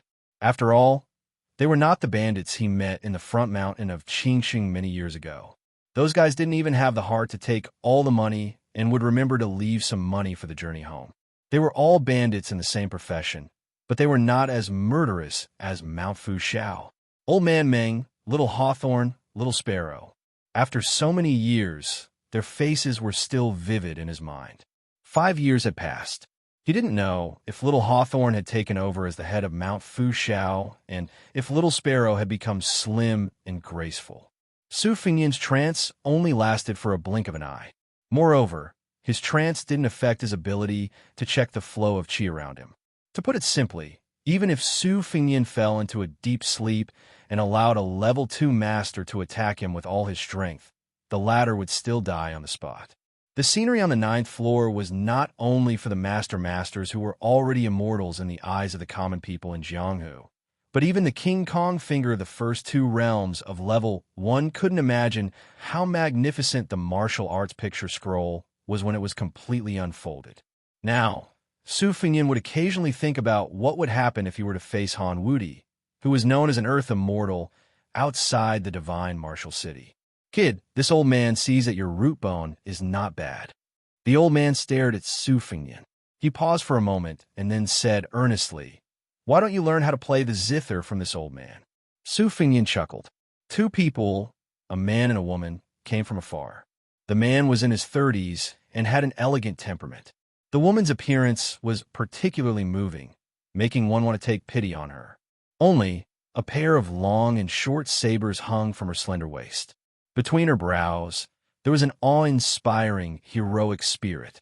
Her appearance was extremely strange, as if she was not naturally formed, but rather a piece of unpolished jade that had been carved by the nation's top craftsmen. No matter what, this woman belonged to the type that would leave a lasting impression on one's mind. Su Fengyan turned his head and guessed that one person was the handsome man, surnamed Liu from the Immortal Coffin Cave. At the same time, he recognized the other person. Even he couldn't help but feel some heartfelt astonishment. It was actually the delicate woman who had accompanied the Tanhua of Kujia Alley. At the time, her name was Fan Xiaochai. Afterwards, she used the identity of Lin Yulin's detective Lin to enter the prince's mansion on Mount Qingliang. She investigated the terrain and waited for an opportunity to assassinate him, the Prince of Wutongyan, His Royal Highness. Afterwards, her actions were naturally exposed, and she was handed over to the head spy, Lu Qiu'er. Su Fengyan did not pay any more attention to her after that. He only heard that this woman's real name was Fan Xiaochai, and that she was the granddaughter of Northern Han's great general, Fan Baoshan. She was worthy of being a woman who would stupidly run to Liangzhou to kill him, Su Fengyan. She didn't even put much thought into choosing an alias. However, later on, during the fishing net at the Qingrong Monastery in Huangnam County, she was precisely the masked warrior who had nailed the monastery master, Taoist Qing Huai, to the wall with a single blade. When old friends met, Su Fengyan didn't bat an eyelid. Fan Xiaochai was the same. Only her eyes flickered with complex and gloomy emotions. Unexpectedly, there wasn't much reasonable hatred. This caused Su Fengyan to feel even more amazed. The 2 people's gazes quietly crossed. The elegant scholar had already opened his mouth and respectfully said to the old man, "Disciple of the Immortal Coffin Cave, Lu Haya, pays respects to Immortal Master Wei." The old man nodded his head, his attention remaining on Fan Xiaochai. He got straight to the point and asked, "Lu Haya, this young lady is the wondrous woman that the master of your sinking sword cave favored. She is already so old, yet in the end, she doesn't even care about her face anymore. She begged her to abandon the blade and practice the sword, insisting on taking her as a closed-door disciple." Lu Haya smiled gently and replied, "Lu Haya does not dare to comment on how my revered teacher haggles. However, perhaps Immortal Master Wei does not know this, but Miss Fan was originally the granddaughter of Northern Han's #1 general, Great General Fan. She was stranded among the commoners. By chance, a hermit senior of the Wulin took a liking to her innate talent and taught her blade techniques. The old man impatiently waved his hand and said, "This old man is meaningless to talk about." Back then, this old man was Gu Jintang's lackey, not a former subordinate of Bailiang. Northern Han was massacred by the Sioux people. "If you want revenge, you can't look for this old man." Lu Haya smiled, but did not speak. The young woman who had entered the Immortal's coffin cave not long ago narrowed her eyes, filled with killing intent. Despite her young age, she seemed to possess the magnificent aura of a junior grandmaster. The old man laughed self-deprecatingly, replying with embarrassment, "If we were to ask this old man for a weapon, it would be barely acceptable. After all, this old man's blade and sword are somewhat related to the Fan family of Northern Han. Fortunately, they are both on the New Martial Arts Review's weapon list. The Sparrowtail blade is the 16th most famous blade, renowned for its unparalleled sharpness. The Rusted Copper Sword is the 12th most famous blade, unconventional and exceptionally blunt. The daughter of the Mountain Lord of Mount Fuxiao lightly tapped the hilt of the golden threaded saber with her index finger. Smiling brilliantly, she said, "Oh, you've come to other people's territory to act wildly. How would this young lady know that the master of the Sinking Sword Cave does not have such ability?" Back then, when Wuxia and the 36 swords of the Sinking Sword Cave fought at Mount Fuxiao, weren't they equally matched? The master does not stand out, but the disciple is jumping around quite fiercely. Fan Xiaochai calmly replied, "Is Mi Fengjie worthy of being my master?" Encountering a love rival in her own territory, the woman with the golden threaded saber suddenly gripped the hilt of her saber, as if she was about to draw it out and fight. It was as if whoever won would be able to take young Master Lu home. The disciple of Mi Fengjie of the Sinking Sword Cave, Lu Haya, was clearly somewhat embarrassed, coughing a few times. The old man, called Wei Jin by Shun Li, smiled playfully. "The youngest daughter of the Fan family, with great difficulty, has ascended to the second-level realm. Since you have not yet stabilized, you should not rashly fight to the death with others. If you do not listen to the advice of your elders, you will easily suffer losses." Fan Xiaochai's expression was cold. "Can realms be eaten?" Chapter 1067. Su Fengyan had a whole new level of respect for Fan Xiaochai. Looking down from above, he could see that Fan Xiaochai's qi was still inferior to his senior Wei Jin's. However, this courage to fight for survival from the jaws of death was enough to make many experts who feared death more and more as their realms climbed feel ashamed of their inferiority. Su Fengyan had put his life on the line many times, but it was not a small number either.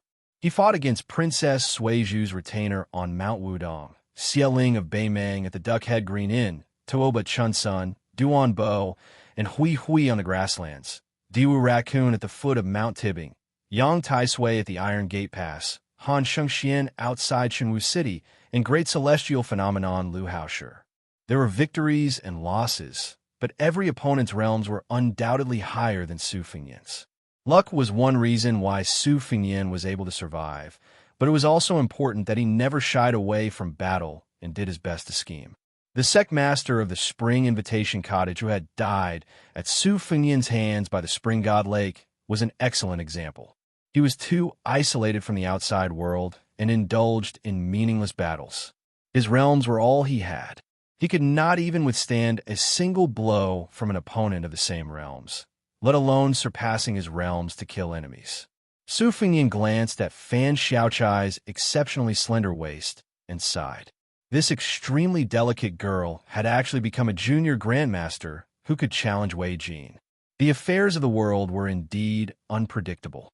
With nothing else to do, Su Fengyan turned his head to look at the waterfall hanging from the cliff, then looked at Fan Xiaochai's waist again.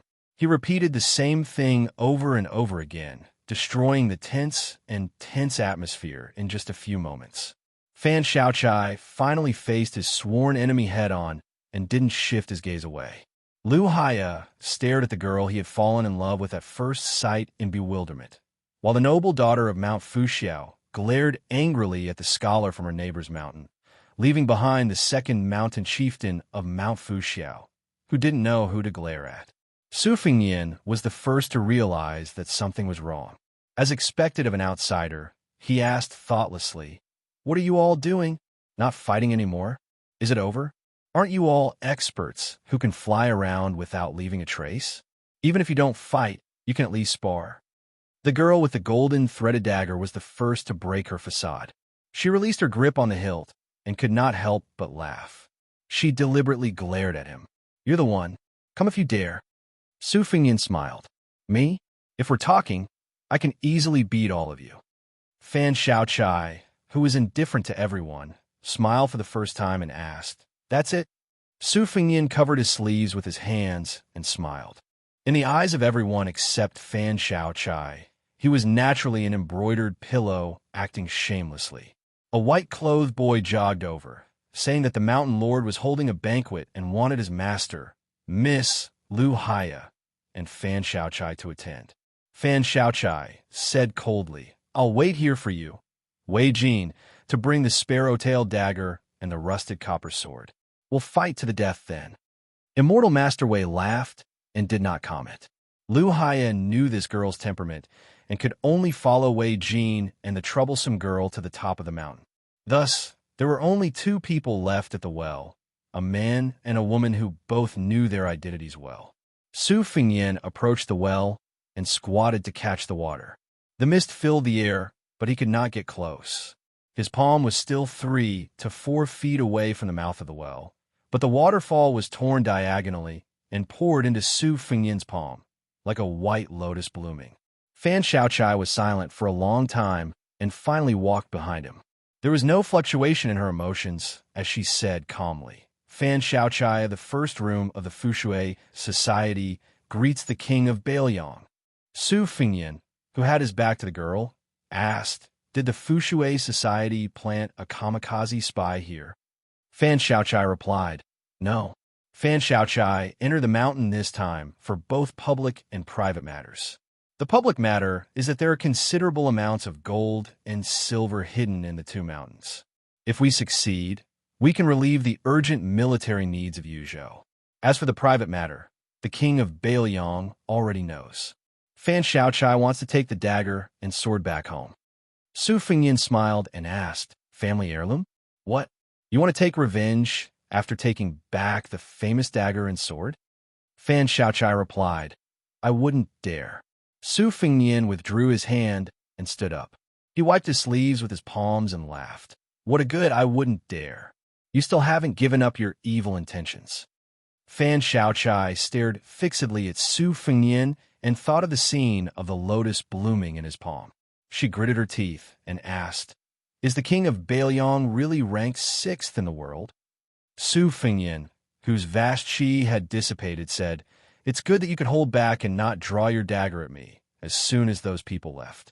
It seems that the years of living in humiliation as a spy of the Fushui Society were not in vain." The girl gently bit her lips and closed her eyes. Su Fengnian bent down and took a slightly longer dagger from her waist. He held it above his head and unsheathed it halfway. He stared at the gleaming blade and asked with a smile, "Fan Xiaochai, don't you think we're like duckweed returning to the ocean? It's a small world, isn't it?" Fan Xiaochai abruptly drew his dagger. He held it steadily and quickly, the tip of the dagger in his hand stabbing at Su Fengnian's back.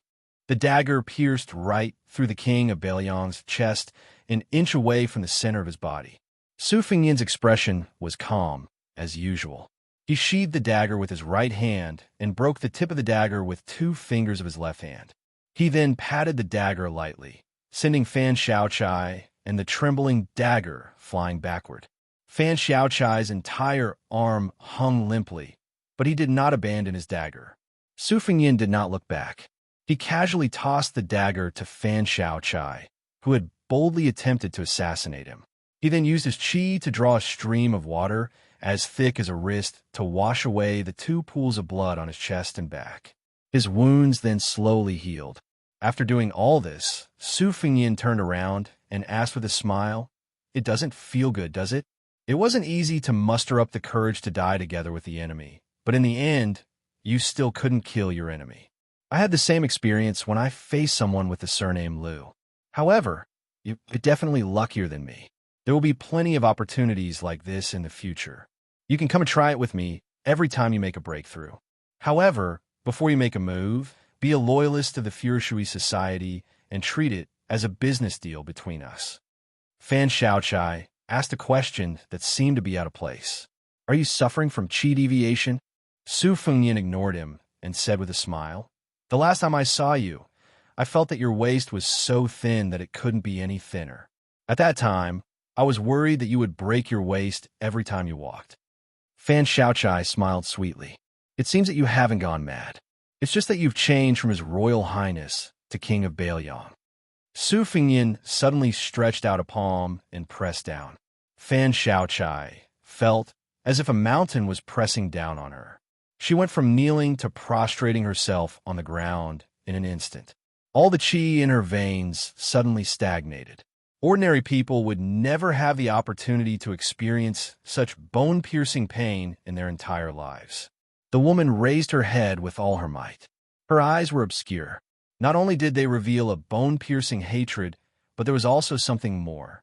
The corners of her mouth were actually curled up in a complicated smile that seemed to contain both extreme pain and extreme pleasure. Su Fengyan said softly, You've gone mad. Fan Xiaochai crawled forward 1 foot at a time. It was so similar that they were cut from the same cloth.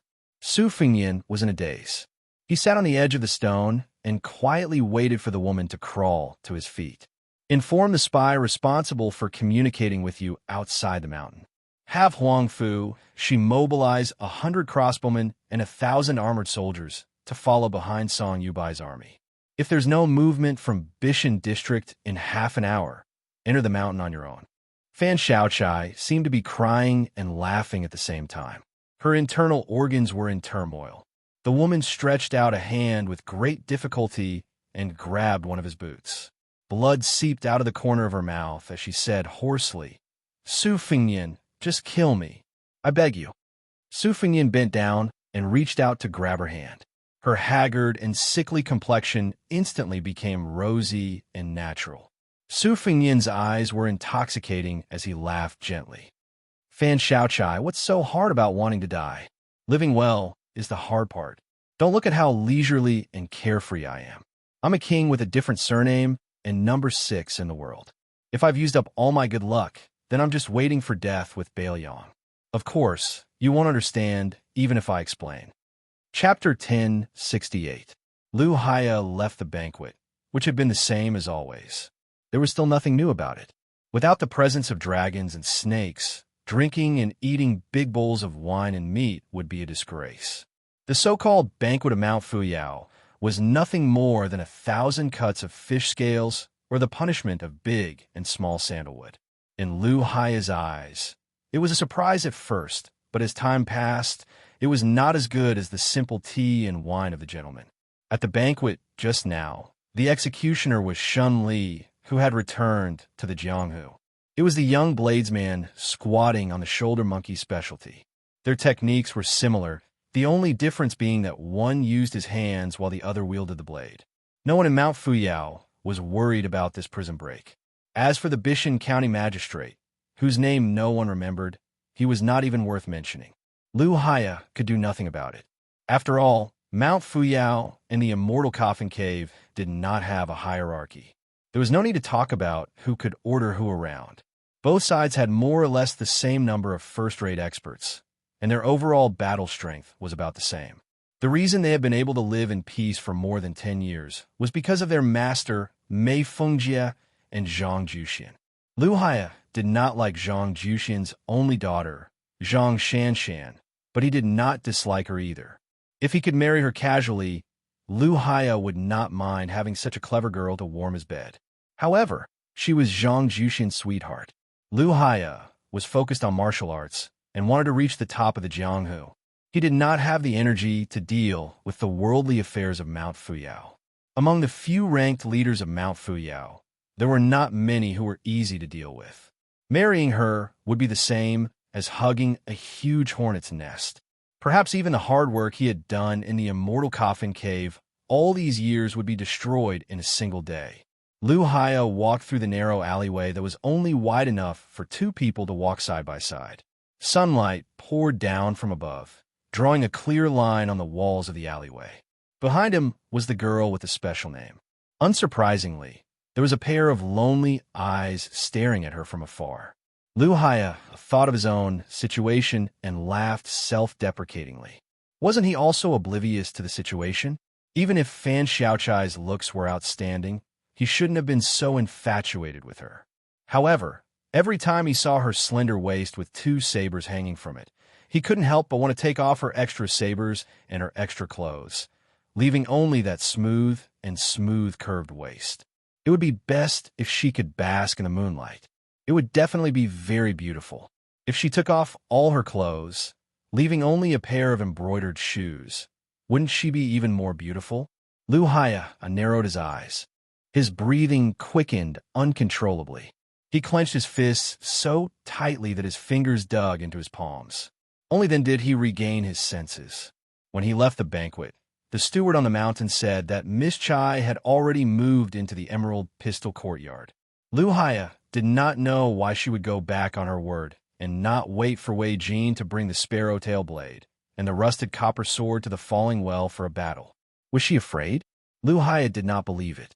If she was afraid of death, she would not have entered the Immortal Coffin Cave alone and fought with the master of the Sinking Sword Cave for more than 60 moves. Every move was on the line, and she was surrounded by danger. Lu Haya had never seen his master sword maniac so excited. It was as if an old jade craftsman had unearthed the world's most delicate piece of jade, just waiting for him, Xianxia, to carve it a little. Lu Haya seemed to have heard an older martial uncle mention this girl before. She should be the legendary natural sword embryo, one that was rare in the world. Lu Haya arrived at the Emerald Pistol Courtyard. He pushed open the courtyard door and knocked on the door. A cold voice came from inside the room. "Is something the matter?" Lu Haya gently said, "Nothing." The room was silent again. Lu Haya silently left.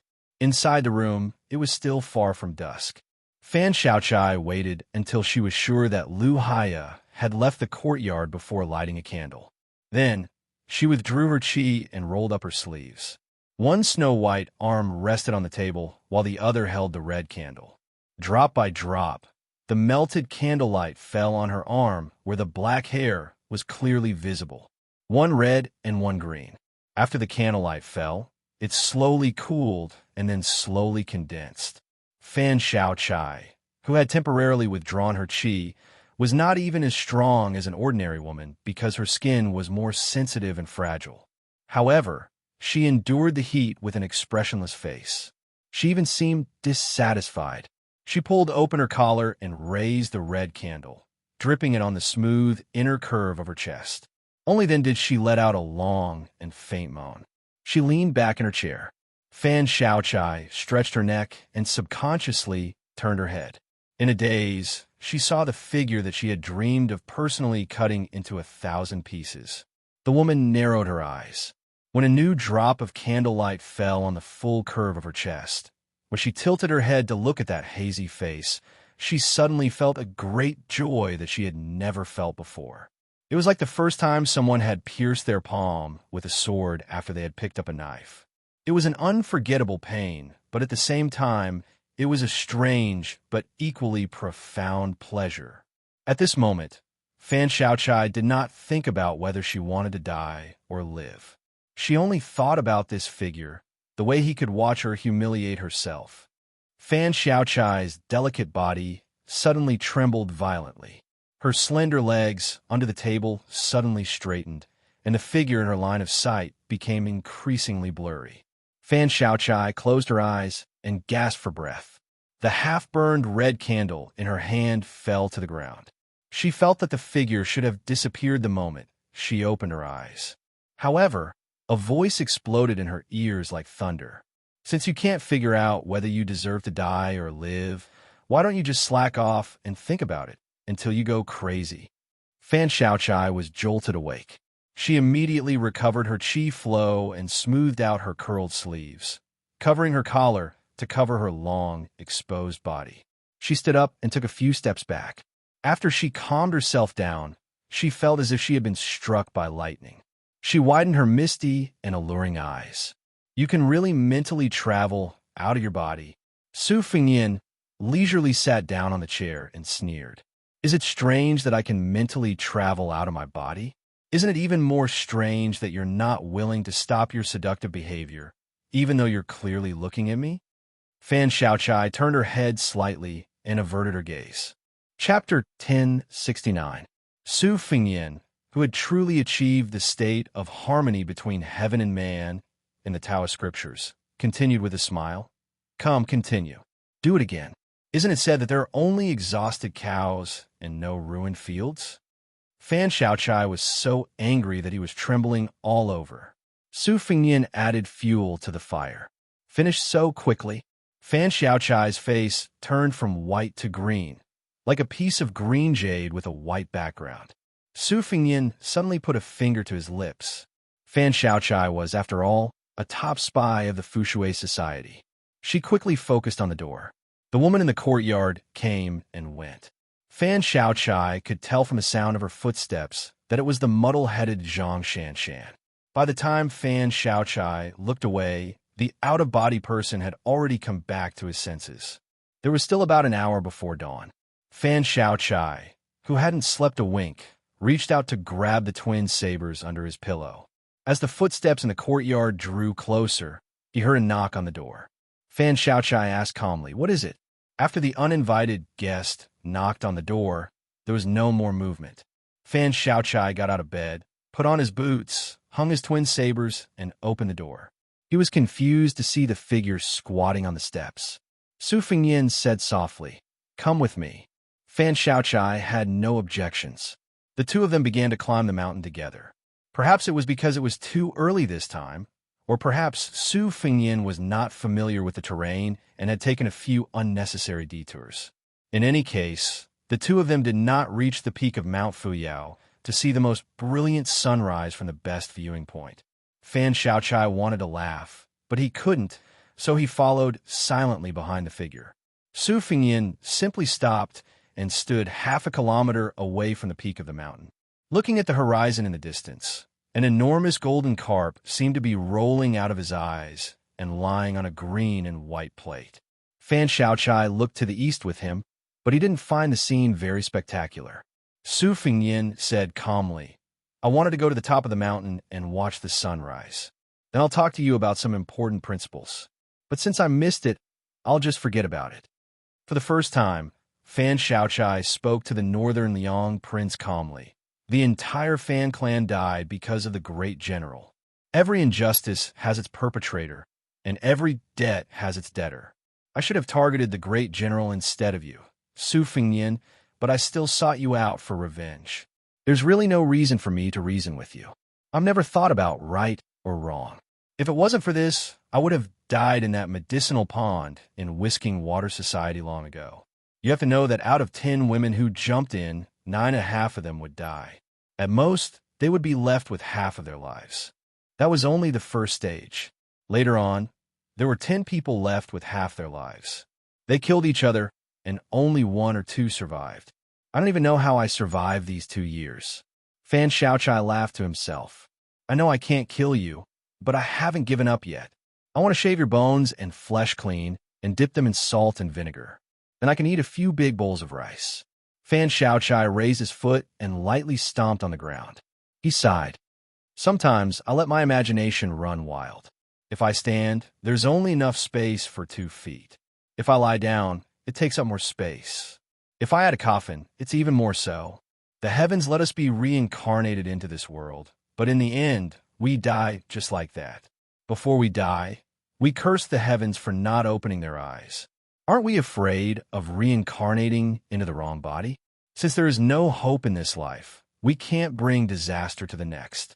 Fan Xiaochai turned his head and asked, "Did I say too much?" It's probably a bad habit from reading too many books. No wonder when I kill people, I like to torture them while talking. Su Fengyan was silent for a moment. Then he said seriously, "I still have a lot of candles in my room." Fan Xiaochai's cheeks immediately flushed red, just like the red candles that dripped down yesterday.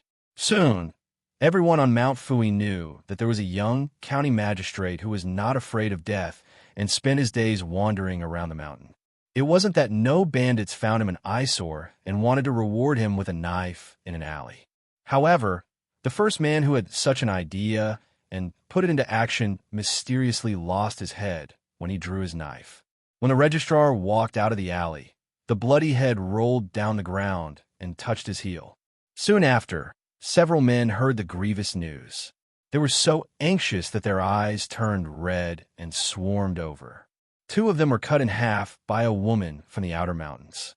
Zhang Juxian, Wei Jin, and a few other big shots finally arrived. They didn't explain the inside story. Outsiders only knew that Immortal Master Wei, in a fit of rage, had agreed to a life-and-death duel with the female devil surnamed Fan in half a day. However, during this time, no one was allowed to assassinate the registrar official. Thus, rumors and slander spread. Some people said that the young county magistrate was the demoness lover and that for her, he was willing to give up his future and enter the mountain to be a pair of lovebirds. Some said that the demoness and the registrar were childhood sweethearts and that she was a direct disciple of a first-rate gang in Bailiang. When she learned that her lover with a bright future had been kidnapped to Mount Fui, she killed her way here in a fit of anger. Some even said that the 2 were long-lost siblings, and so on. In short, there were all kinds of strange rumors. There was no most bizarre, only more bizarre. As the life-and-death battle approached, Mount Fui looked at the young registrar as if they were looking at a dead man. At dawn, Su Fengyan walked alone to the top of the mountain.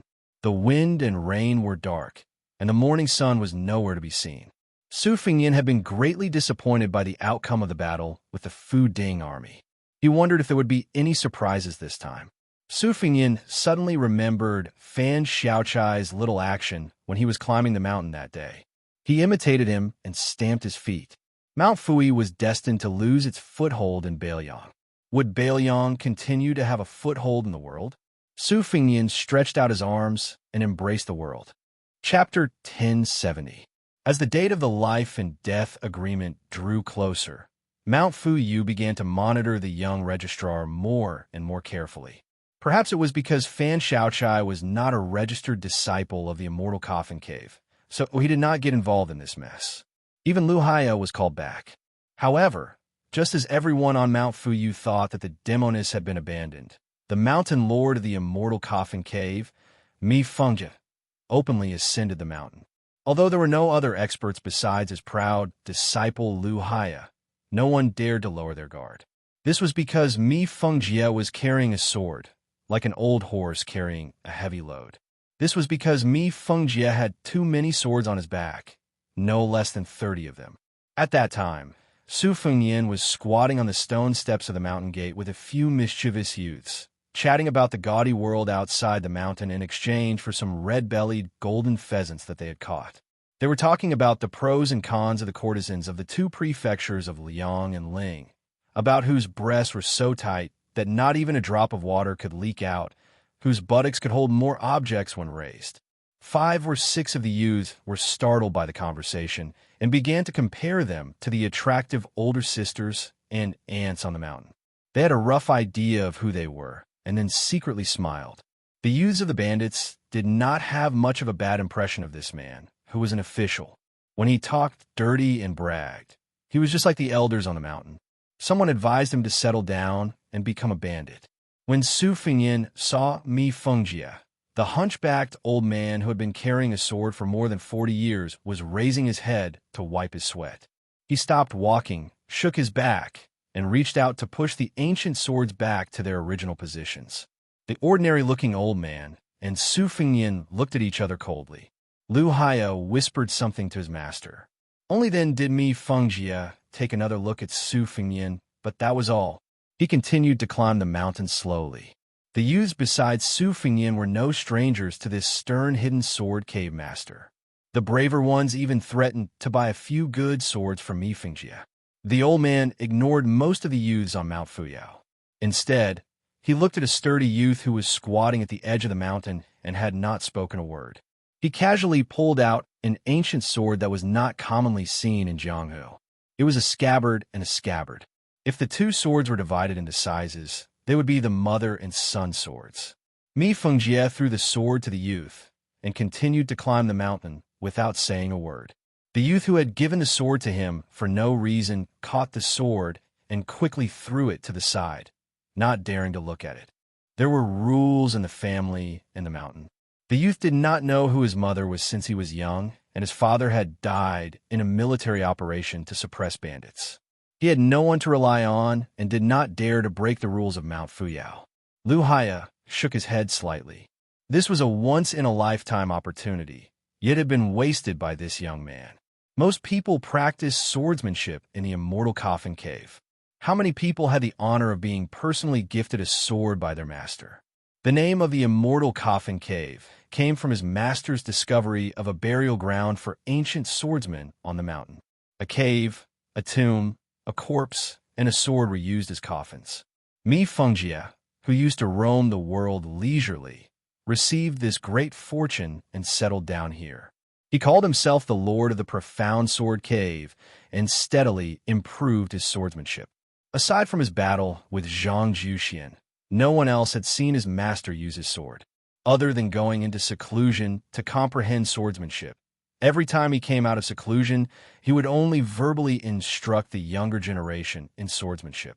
Lu Hai's 4 senior brothers and sisters had all been bestowed a famed sword by his master. Only he had received 3. However, compared to Fan Xiaochai, Lu Hai was still far behind. Back then, his master had not hesitated to give her half of the ancient swords in the Immortal Coffin Cave just to make this girl call him master. Lu Hai followed behind this elderly swordsman. Sometimes he would wonder if this Lord of the Profound Sword Cave was willing to come out of seclusion. Would he be the legendary Sword Immortal of Jianghu? Would he be the Earth Immortal who overlooked the Jianghu? Mi Fengjie frowned and once again stopped in his tracks. He saw Zhang Juxian, whose aptitude was not worth mentioning, coming down from the mountain to welcome him. The bullshit Immortal Master Wei Jin also came with his companions. Behind them, there were even elites. With such a large force, was Mount Fuyao going to bully him with numbers? Mi Fengjie smiled lightly. Wasn't he also using his sword to bully others? If the experts of Mount Fuyao wanted to come, they would come. Thinking back to those years when he first came out of Jianghu and traveled around the martial emperor's city, he happened to meet the genius swordsman of Dongyue's sword pool, Song Yinqing, who had ascended the city with his sword. Every move he made was one move. How carefree he was. Even though he was defeated by the invincible Wang Xianji, it was still a glorious defeat. After that, he made up his mind to walk down Song Yinqing's path of swordsmanship unswervingly. He even wanted to walk further than Great Grandmaster Song.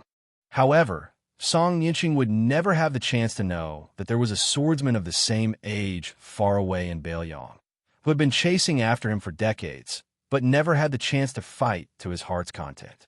Zhang Juxian, who was well-versed in talismans, had a solemn expression. He slightly cupped his fists towards the Lord of the Profound Sword Cave and said in a low voice, "Cave Lord, please don't misunderstand. This is news that I have just received. A large group of soldiers and horses have already gathered outside Mount Fuyao. This is different from the time when there were less than 100 patrolmen who entered the mountain to fight on a small scale. This time, there are only about 90 armored elite soldiers. There are also more than 20 elite scouts who have entered the mountain in advance to investigate the terrain step by step. There are also more than 400 patrolmen from Qingan County and Yinji County following closely behind." Mi Fengjie's expression was as tranquil as an ancient well. He asked indifferently, "It's only 500 people. Mount Fuyao is so big. Is Mountain Lord Zhang worried that there won't be enough space to bury them?" Mount Fuyao's beacon had all been built by Gu Jiantong's former military officers in the Wei and Jin provinces. The old man said bitterly, "If the two sides were competing in ability, we wouldn't need to worry so much." However, since the two provinces' officials were willing to lower themselves to borrow soldiers from military officer, and were even willing to sacrifice 400 lives to fill Mount Fuyao, they might fly into a rage out of humiliation if they fail. Even if the entire army is annihilated, Perhaps even those military officers in Yuzhou who hold real power in Yuzhou will covet this fat piece of meat. When that time comes, Mount Fuyao will be restless. Cave Lord, your heavenly abode will definitely not have peaceful days to pass. The corner of the sinking sword Cave Lord's mouth was full of ridicule. Wei Jin did not show his annoyance towards me Fengjia's unbearably ignorant indifference. Naturally, the sinking sword Cave Lord's martial attainment was the best in Mount Fuyao, but when it came to the general situation, Wei Jin felt like he was playing the lute to a cow. However, the current situation was dangerous, so he had no choice but to patiently explain, Cave Lord, you and I both know how powerful Bailiang's armored soldiers are. They aren't something that a few masters can contend against. At the very least, even if Mount Fuyao uses up all of its people to block the next wave of attack from a certain Yuzhou lieutenant's 1,000 armored soldiers, even the Yuzhou general, Huang Fuming, will be alarmed. It is said that this person's temperament is malicious and cruel. For the sake of an official position, he even handed over his own family to the Bailiang palace, leaving him as the sole survivor. Only then did he slowly climb up to the position of Yuzhou general. He himself comes from a wealthy family in the martial arts world, and he also holds the military authority of a province.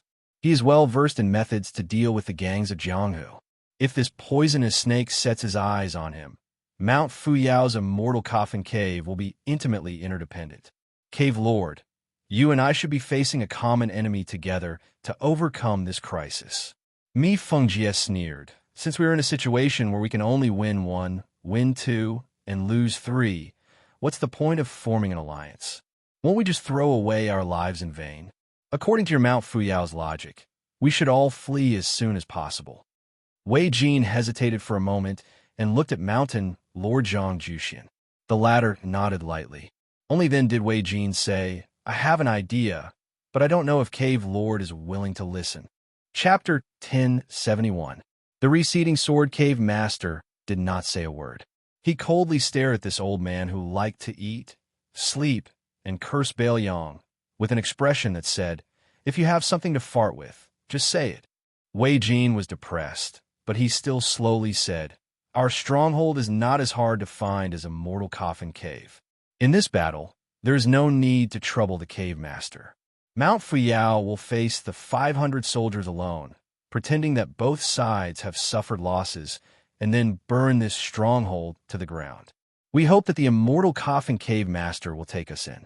Not only is our mountain chieftain willing to serve the cave master, but everyone in Mount Fuyao will also listen to you. As for later, if Yuzhou still does not give up and wants to scour this mountain, we will have nowhere to hide. At that time, it is up to the Immortal Coffin Cave to leave or stay, but we Mount Fuyao will stay and fight to the death. If the Yuzhou army relaxes and does not enter the mountain, Mount Fuyao will not change today's agreement. The receding sword cave master, Mi Fengjie, fell into deep thought. Zhang Juxian was worthy of being called a hero who had occupied a mountain for many years. He laughed freely and said, even if the cave master does not believe the verbal agreement of Mount Fuyao, you should believe the 40 swords behind you. At present, the two mountains are evenly matched. After this battle, Mount Fuyao will be greatly weakened. What capital does it have to compete with Immortal Coffin Cave? There is an ancient saying that a mountain cannot accommodate 2 tigers. Mount Fuyao should have been like this long ago. Today, this saying is true. Only, Zhang Juxian's luck is not good. His martial cultivation is not as good as the cave master's, and his luck is far inferior. He has no choice but to admit defeat. Lu Haya silently weighed the pros and cons. Zhang Juxian and Wei Jin, these 2 old foxes, had no obvious loopholes in their plan. The root of all of this was actually Bailiang's military power. For any Jianghu power, it was too big a monster. Moreover, the king of Bailiang was ranked 6th in the new 15. His retainer Su Yanbing was one of the last 5. Even the cavalry commander Yuan Zuozong, who was not ranked, was one of the top 3 experts in the Liang army. All of this was where the morale of Bailiang's hidden army lay. Even though Lu Haya was quite proud of his martial arts attainments, He did not even have the luxury of fighting against these people. Lu Haya suddenly heard his master instructing him in a flat tone. Haya, from now on, you will help Mountain Lord Zhang with your meager strength. Treat it as our immortal coffin cave's welcoming ceremony for our esteemed guest. Lu Haya nodded. The etiquette of receiving a guest was all fake. The real thing was for his disciple to verify it with her own eyes. The meticulous Lu Haya caught a glimpse of Zhang Juxian and Wei Jin from the corner of his eye, and he became even more certain that Mount Fuyao was truly facing a calamity and had no choice but to resort to this. Otherwise, who would be willing to live under someone else's roof? Suddenly, Mi Fengjie said, Fan Xiaochai is a sword Dao talent that I hold in high regard. She is also a disciple that I, Mi Fengjie, must take in for seclusion. Wei Jin smiled bitterly. Since the cave master has said so, and the immortal coffin cave also has a welcoming ceremony, it is only right for me to present a gift. At this moment, it is equivalent to personally tearing up the life and death agreement. Wei Jin is willing to surrender without a fight. The two weapons, the rusted copper sword and the sparrow-tail saber, will also be returned to their rightful owners. Wei Jin raised his hand and called over two white-robed boys who were holding the case. He said in a low voice, Give the rusted sparrow-tail saber to Miss Fan. The two white-robed boys looked at each other, and then tears streamed down their faces. It was obvious that they were reluctant to part with it. Even if they were to help their master carry such a famous divine weapon, it would be a great satisfaction. After giving it away, it would be difficult for them to even look at it or touch it in the future. Wei Jin said sternly, Go. The white-robed boys did not dare to disobey and quickly left. Zhang Juxian smiled and asked, Cave Master, there is something that I don't know if I should say. Mi Fengjie smiled. Is everyone in Mount Fuyao so bashful? Since we are one family, there is naturally no need to be polite. Zhang Juxian's face darkened for a moment, but quickly returned to normal. Magnanimously, he said, On Mount Fuyao, a county magistrate from Yinji County has been kidnapped. She seems to be an old acquaintance of Miss Fan. She has taken a liking to him and did not hesitate to fight to the death with Mountain Chieftain Wei. Mi Fengjie interrupted Zhang Juxian's words, coldly saying, Fan Xiaochai is the granddaughter of my Northern Han's great General Fan. She has taken a liking to a 6th-rank official from Bailiang. What is there to make a fuss about? When she gets tired of playing with him, she can just kill him. With her outstanding talent, how could she possibly stop her cultivation for the sake of love? What a joke. Zhang Juxian was resentful and did not say anything else. Stepping on the setting sun, Su Fenyin carried 2 cages of red-bellied golden pheasants back to the courtyard. At that time, Wang Shiwei had inadvertently revealed a flaw to Wang Xianshan. This seemingly simple and naive woman clearly did not take it lightly. During this time, Su Fenyin was still able to roam about freely, while Wang Shiwei was tightly confined within a courtyard. Hidden sentries were keeping an eye on him. In particular, after news that soldiers were about to enter the mountains spread throughout Mount Fuyao, 2 experts immediately sat down in the courtyard, breathing deeply. This made Wang Shiwei accept life and death. When Su Fenyin entered the courtyard, he was sitting on the steps, drinking in large gulps, exuding a heroic spirit. Su Fenyin was also affected and sat down by his side. Putting down the chicken coop, he took the wine jug from Wang Shiwei's hand and raised his head to take a swig of the strong wine. The dinner after that was exceptionally sumptuous, with plenty of fish and meat. Wang Shiwei chuckled, looking past life and death. He said, It seems that this group of evildoers on Mount Fuyao will mistakenly kill and not let go. Registrar Su, you have benefited from this Wang's glory for this last meal. That said, if Brother Su still has the chance to leave the mountain, I'd like to trouble you to tell my wife and son in Horsehoof County, Qingan County, that Wang Shiwei did not die in vain. Brother Su, remember to especially tell my son Bai that his father made a great contribution in uprooting the Golden Pheasant Mountain bandits. Wang Shiwei drank the wine with a calm expression. It's just that I've let down the mother and son, so I feel somewhat guilty.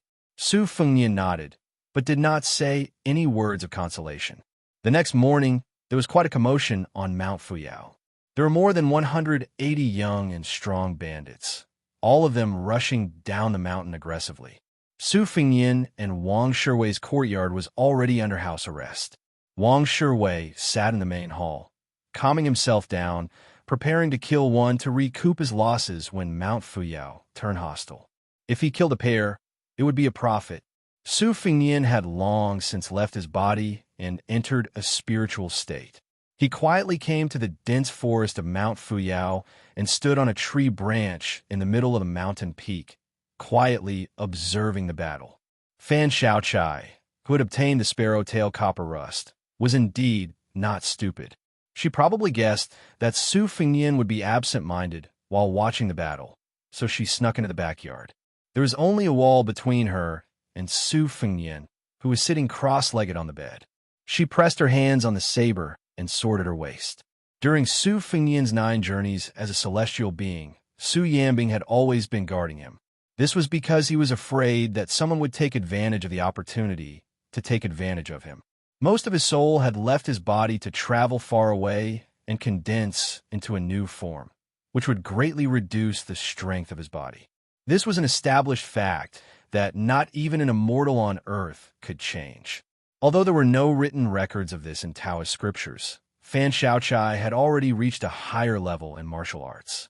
At the same time, she was able to stand out among the many spies of Fushui society.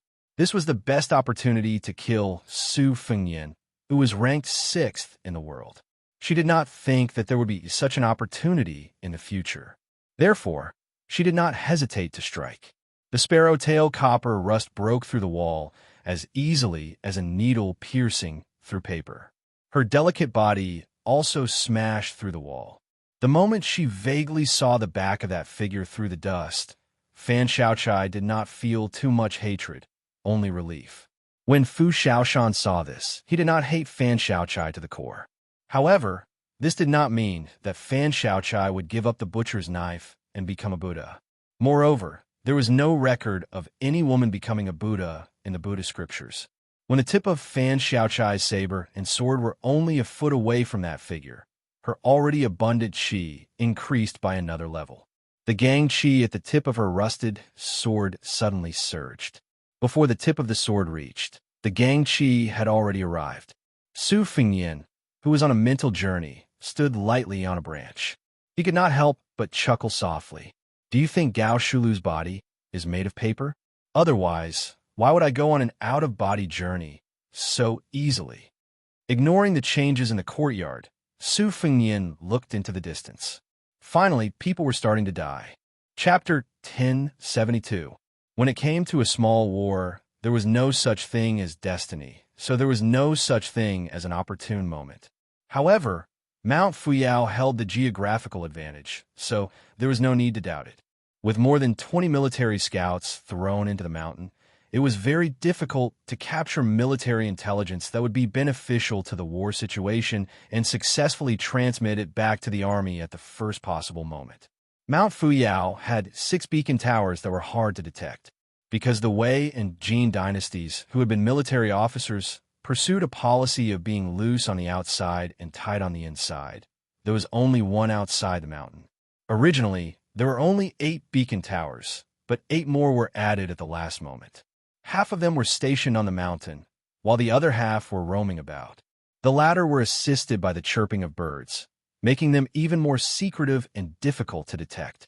The 108 bandits of Mount Fuyao were divided into 3 groups of troops. The 3rd mountain lord, Nan Baoyu, was the leader. He was an 8-foot-tall, burly man who wielded a pair of gilded sledgehammers. He had the fewest men under his command, only 30. Every one of them was nimble and strong, armed with short sabers and bows and arrows. They truly had the air of a dismounted crossbowman. They formed a fan shape and swiftly advanced forward. Several cautious military scouts quickly came into contact with these bandits. Because there was no such thing as who was in the open and who was in the dark, it was a close combat battle. The scout saber technique carried the distinct style of Bailiang's army, concise, practical, and most importantly, desperate. The burly bandit, whose martial arts were superior to the scouts by a level, was clearly not used to this kind of life-for-life fighting style. However, he relied on his superior technique and agilely moved around like an ape in the forest. He opened up a distance and waited for an opportunity to attack again. The scout was unable to get close and did not blindly attack. After a Mount Fuyao bandit found an opportunity to slash his shoulder with his saber, he gritted his teeth and forcefully fired his short crossbow. The bolt brushed past the man's cheek and nailed into a tree. This arrow scared the man so much that he broke out in a cold sweat. As he ran, he took out a throwing knife from his waist and threw a series of extremely familiar throwing knives at the heavily injured scout. The scout, whose shoulder had a wound of an inch or so, couldn't dodge in time. Several throwing knives were nailed into his chest and thighs, leaving him on the verge of death. The man moved forward like a mountain snake, drawing an arc in the air as he carefully closed in on the enemy, not giving the scout a chance to fire his crossbow. After he dodged the last crossbow with a somersault in the air, the man standing behind the scout let out a sinister smile, bent his waist, and ran forward. With a raise of his hand, he chopped off the scout's head and kicked the headless corpse over. The man snapped his fingers and received 50 taels of silver, as well as a promise from the mountain chieftain that after he killed this man, he would be able to spend the night with a few beautiful maidservants from the big houses on the mountain. Just as the man was about to raise his saber and leave the scene, he felt a jolt in his heart and his head sway forward. He fell to the ground, dead on the spot. It turned out that 2 crossbow bolts had pierced his chest and the back of his head at almost the same time. A grassland bandit who had rushed over after hearing the commotion had only just seen this frightening scene and was about to find a place to hide when 2 crossbow bolts came flying at him. The man instinctively dodged one of the bolts, but the other one still pierced through his neck. He slumped against a tree trunk and abandoned his saber, covering his bleeding neck with both hands. The 2 scouts, one on the ground and one under the tree, made a hand signal to each other. After confirming that there were no fish in the vicinity, they continued to move forward stealthily.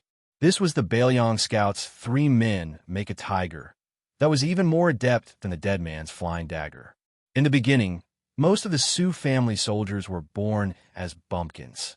Not to mention military books, they hadn't even touched the 300 or so books on basic knowledge. Their overuse of idioms had always been widely criticized.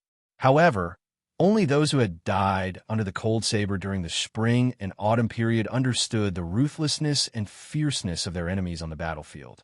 After the 20-some scouts came into contact with the first wave of bandits on Mount Fuyao, 8 of them died. Using their cooperation, they easily killed the other 9.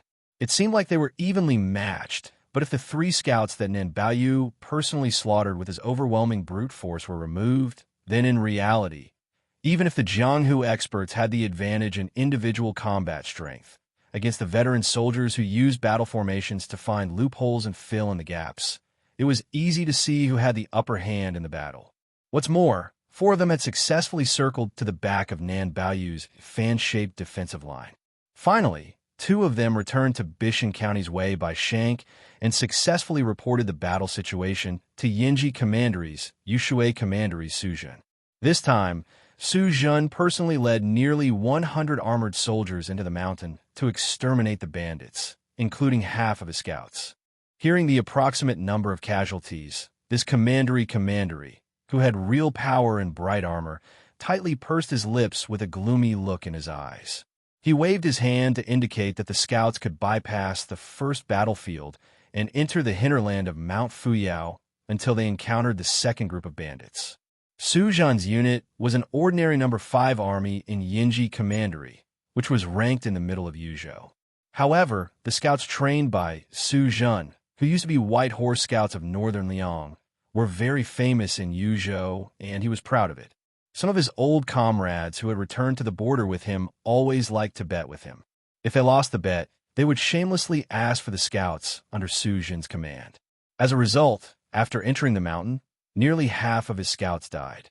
This commandery Su Zhen didn't do anything in exasperation.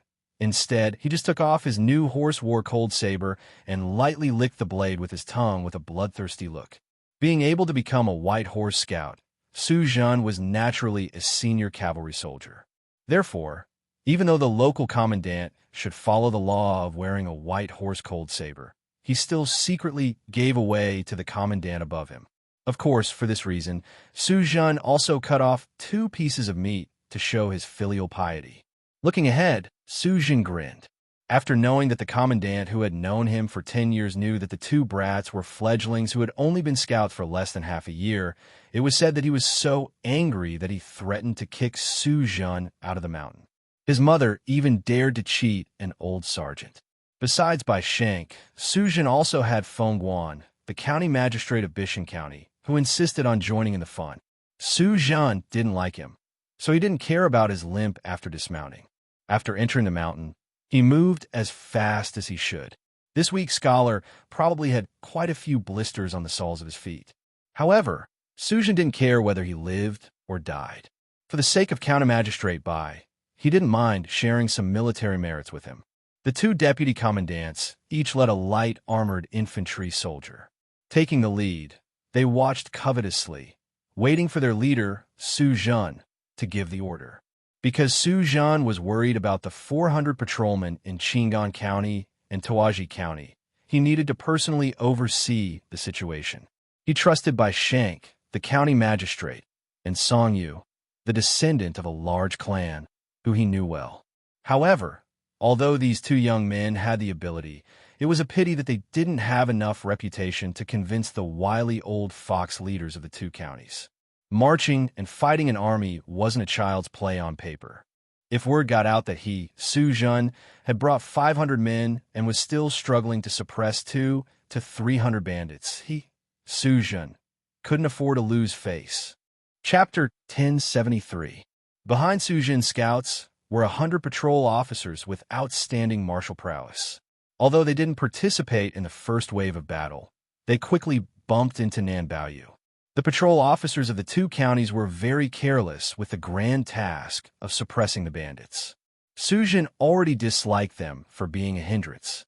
Since these patrol officers with high official ranks felt that battle merits were at their fingertips, Su Zhen allowed them to explore. Su Zhen himself also wanted to know how many troublesome experts these bandits had. After all, it was never a bad thing to know one's own strength and the enemy's strength. At this moment, Nan Baoyu, who was the 3rd in command of Mount Talisman, was sitting on a mountain rock. He let 2 nimble scouts do a head count. Out of 30 brothers, 9 had left. The key point was that they didn't even get a single advantage. This caused Nan Baoyu to angrily bang his hammers together. The sound was as loud as the ringing of a temple bell. He didn't care about exposing his hiding place.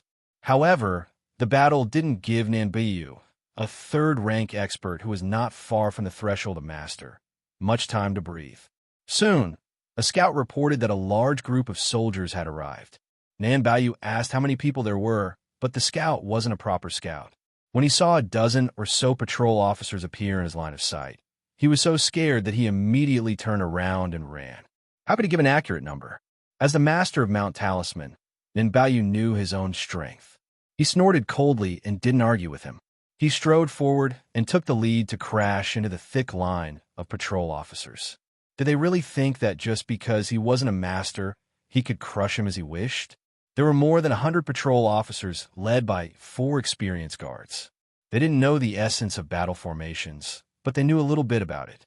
Formations might seem like a mess in the eyes of experts, but at least there was something for show. For the 4 leaders to be able to stand out in a county and dare to personally take risks, they definitely had some martial arts skills. The patrol officers beside them were the elites of Qingan County and Yinji County. They often participated in street battles, so the gap between them and Linzhan was much smaller than the gap between them and the cavalry battle.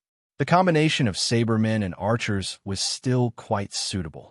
Therefore, when they saw the burly old man carrying a pair of sledgehammers charging out like a wild horse, after the guards gave the order, the bows and arrows shot out in an orderly manner from the gaps between the trees like ladles of water splashing down on his head. Nan Baoyu laughed unscrupulously. Relying on his sturdy physique as a third-pin martial artist, he wildly swung his gilded sledgehammers, which flashed with golden light. He didn't even bother to dodge some of the weak arrows, so they only scraped his body, causing him to bleed. His eyes were bloodshot as he ran forward with his head lowered. Two bandits who had never experienced such a battle before were immediately shot out like hedgehogs. When they fell to the ground, the front half of their bodies were full of arrows. Under the command of a young martial art master from Talisman Mountain, they hastily split into two groups and rapidly advanced from the left and right sides. They were bound to scatter the arrow formation first. Some of the bandits who practiced lightness skill were especially nimble.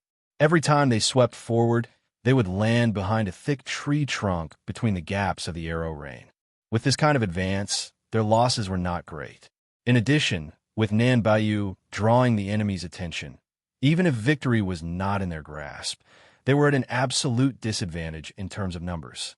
In any case, they were far from being defeated like a landslide.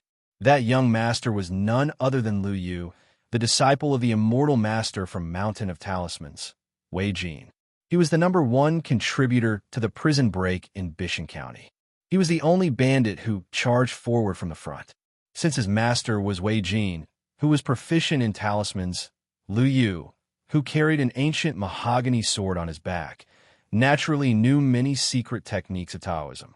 Piece after piece of yellow paper flew out of his sleeve, planting Xiantong talismans that he had painstakingly crafted on the tree trunks. He softly spat out a tut word, and with a twist of his wrists, 2 large trees suddenly fell toward the patrolling officers. Not a single person was crushed to death, but it somewhat disrupted the originally tight formation. Lu Yu continuously threw out yellow paper talismans from his sleeve and chanted incantations. As if possessed by spirits, the trees collapsed wantonly. As a result, the bandits who were running on both sides became increasingly relaxed. A few of them who were proficient in lightness skills even whistled contentedly. Since it was a matter of life and death that they could not escape from, those who were afraid of death would die faster. This was a principle that the bandits of Mountain of Talismans understood more deeply than the patrolling officers. Moreover, one side was here to gain military merit, while the other side was forced to do something desperate. Putting the overall situation aside, just based on the mental strength of both sides, the difference in strength was obvious. Although the 4 patrolling officers tactfully chose to engage in a battle of attrition rather than overestimating their own strength, when faced with Nan Baiyu, whose battle prowess was comparable to that of an ordinary border army captain, it was inevitable that they would find it difficult to deal with him. Nan Baiyu took the risk of being rescued, slashed open his back with a saber, and struck out with 2 hammers, crushing the head of an old patrolling officer into pieces.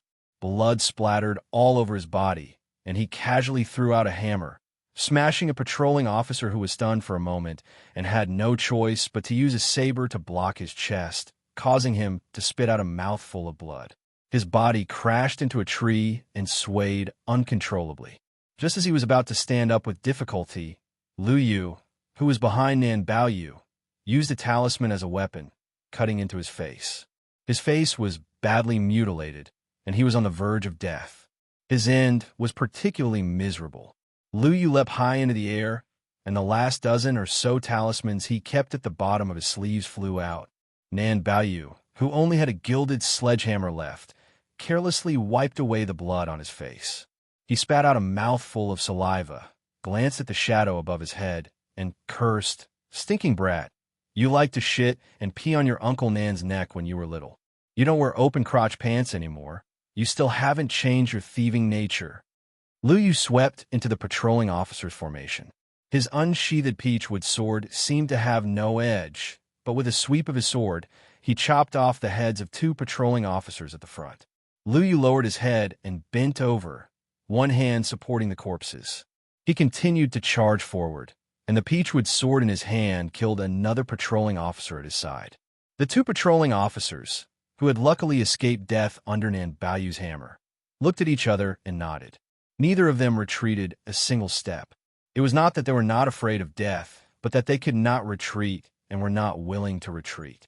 The men of Bailiang, regardless of whether they were officials or bandits, might not usually show it, but when faced with death, they all had the same strength of character and courage. A few days ago, most of the Bailiang natives who had been raised by the Zhongmin court had gone to their deaths. They did not ask why. They did not ask why that bastard young king was so cold-blooded, nor did they ask whether they deserved to die, whether their deaths were worth it. They simply died in the midst of assassination. Those who dragged out an ignoble existence were often outsiders. The 100 patrolling officers clearly did not anticipate that such a situation would occur. Attacked from 3 sides by the bandits of Mount Fuyao. How many of the 100 people would be left? The answer came to light very quickly. There were only 6 people standing in front of Commandant Su Jin. They were the faces of the 6 leaders, all of whom looked very young and immature. This meant that in less than an hour, 4 out of 4 patrolling officers from the 2 counties had died, and they were all the most capable people. County Magistrate Feng Kuang sucked in a breath of cold air, his timidity thick. Su Jin's face was expressionless. He raised his hand and waved. There was no need for this commandant to say another word. Those patrolling officers did not dare to fight for merit and obediently fell behind the 100 armored soldiers. Su Fengyin stood on the tall branch from beginning to end, but he turned his head and glanced back. The movements at the front of the mountain had all entered his eyes. But if nothing unexpected happened, no matter how brave and skilled the soldiers led by the commandant were, they would not be able to take down Mount Fuyao that was allied with the Immortal Coffin Cave. But Huang Fuxi's troops had also arrived at the back of the mountain. 100 crossbowmen and 1,000 elite infantries of Yuzhou province in the truest sense. There were also 1,000 light cavalry outside the mountain responsible for chasing down the fish that had escaped the net. Su Fengyin smiled. Wang Shiwei had made him regain his confidence in the Yuzhou officialdom, and that commandant's mere 20 scouts had caused him to have a whole new level of respect for the commandants of Yuzhou. Right now, he, Su Fengyin, could go to the Beimeng Imperial Palace alone and start a massacre. He might even be more domineering than Chao Chongqing going to Great Peace City. But if he truly wanted to protect the door to the northwest, Su Fengyin needed something other than the 300,000 cavalry at the border. Chapter 1074. Zhang Juxian had already left the mountain and was personally in charge of the second group of mountain guards. Immortal Master Wei Jin was in charge of bringing up the rear. He could still stand at the mountain gate and look into the distance. Something was better than nothing. It was already noon. Next to the old man stood the most precious woman on Mount Fuyao, Zhang Xianxia. Zhang Xianxia didn't know why her father would give her such a vulgar name. As for her mother, whom she had never met and never had a chance to talk about, she only knew of the memorial tablet in the mountain temple. When Mi Fengjie returned to the Immortal Coffin Cave with one of Zhang Shanxian's trusted aides, Zhang Xianxian felt that the situation was out of her expectations. Her master, Wei Jin, who had always been calm in the face of danger, began to show a strong sense of uneasiness. The old man who had lost his rusty sparrow tail placed one hand on the white jade arch of the mountain gate. He hesitated and asked softly, "Shanshan, do you know who gave you this name?" Zhang Shanshan was puzzled. "Is it not my deceased mother?" Wei Jin shook his head and sighed. "Of course not. Everyone on Mount Fuyao knows that I was once a capable lieutenant under Great General Gu. All these years, I have joked with all of you that I retreated in the face of adversity because I wanted to protect myself. In reality, it was not like that. Although Great General Gu had disbanded all his troops, he had gone to Great Peace City to become the Minister of War. The imperial court had never thought of getting rid of this great general once he had outlived his usefulness. Thus, most of the old generals of Gu's army, whether in the imperial court or outside, lived well.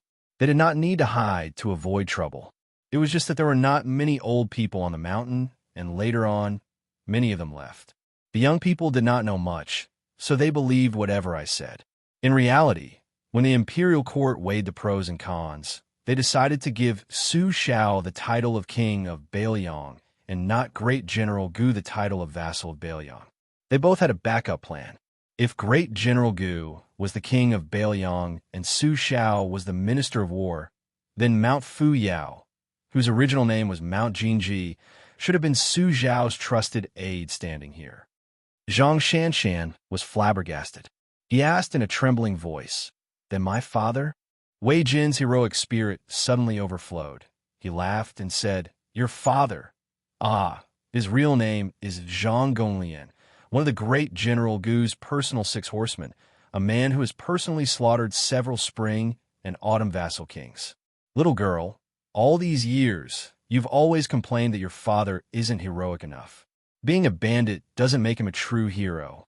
Your father has a belly full of grievances, but it's not good for him to tell anyone. This secret, I can't even tell you. I originally planned to bring it into the coffin with me." The old man muttered to himself. According to military books, the Golden Chicken Mountain is a dead place. Logically speaking, there are several other places on the road of Bailiang that could be more flexible than the Golden Chicken Mountain. But without exception, all of them were easily uprooted by that cripple Su Xiao. Every time one of them was uprooted, Lame Su would spread the word that he would ask the imperial court for war horses, provisions, and salaries. The emperor of the Zhao family would have to give them to him. This was probably the source of Butcher's confidence. Under his watch, wouldn't he be able to do whatever he wanted? Over at the front of the mountain, if I'm not mistaken, many people have already died, and such things have already happened many times. Many spies like your father and I who have concealed our identities for many years can only endure until we die. In the end, the scheming of these important people in the imperial court behind the palace was caused by the piling up of our lives. I watched as those young people, who were kept in the dark until their deaths, died one by one. Far away in Great Peace City, there were naturally first and second rank officials coldly watching me and your father, silently waiting for the news of our deaths. Other than Great General Gu, those people didn't even frown. The old man pulled back his hand and rubbed the girl's head. He said sadly, "That's why I didn't want you to know about these unhappy things, the grievances and grievances of the previous generation. The great general once praised your father for his talent, and even wanted to bring him into the Ministry of War. Whether it was to go to Jing to fulfill his ambitions or to retire safely, it was a blessing worthy of the envy of ordinary people. However, your father was stubborn. He resented the imperial court for not giving the great general the title of king and only giving him the shitty minister of war. As for the 8 people that the world knew had gone to Jing to be the pillars of the country, wasn't that an insult to the great general? Your father couldn't take it anymore, so he came here with me. Even when the great general left the capital to lead the military affairs of the northern lands, he sent a secret letter asking your father to accompany him to Liao. However, your father disliked that place because it was the place where Lame Su rose. More importantly, he was afraid that you would not be used to the ice and snow there. No matter how much I persuaded him, he would not go." A whistle hurriedly ran from the back mountain of the talismans to the mountain gate, delivering a piece of bad news. Wei Jin only nodded. He was not too shocked. He sighed and said, "Girl, you should know the answer. Your name was given by the great general. Originally, it was agreed that you would marry his youngest son when you grew up and become the daughter-in-law of the Gu family." Zhang Shanshan, who had been in a daze, asked, "Master, what did the whistle say just now?" Wei Jin said bitterly, "As soon as Mi Fengjie left, I knew something was wrong. As expected, the soldiers at the front of the mountain were just a smokescreen. Behind the mountain was the real deal. Yuzhou General Huang Fuxiu personally led the troops here. Just the crossbowmen at the border alone numbered more than 100. This was not something the scouts of the 5th Army within the borders could compare to. They have already entered the mountain." Zhang Shanshan's face turned ashen.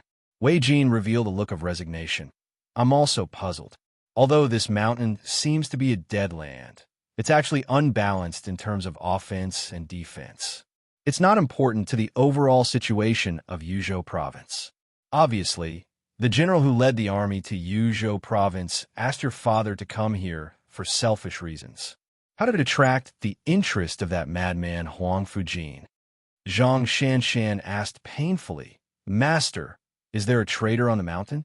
The old man smiled bitterly. "It doesn't matter. Everywhere, There will be people who are greedy for life and afraid of death. Xianxia asked in a daze, "Master, why don't we let Father surrender? If we don't fight, people won't die." The old man was neither angry nor disappointed. He shook his head and said indifferently, "Silly girl. If we don't fight, people will die." The Han family of Jizhou was wiped out. Bailiang's Su family also lost many people outside the battlefield. Even His Royal Highness almost died. To be honest, I have been watching that Bailiang Lame Su for almost 20 years. Only then did I realize that if our great general became the king of Bailiang, it might not be a good thing. Zhang Shanshan was about to speak when Wei Jin flicked the girl's forehead. She immediately fainted. A young man with a golden-haired monkey squatted on his shoulder, supported her. Wei Jin said calmly, "Take the young lady to the secret room to hide. Wuxia, even if you die, you must die before you send the young lady to Liao. Your life and your name were all given to you by Mount Talisman. It is time to pay back your debt." The young man's eyes were resolute.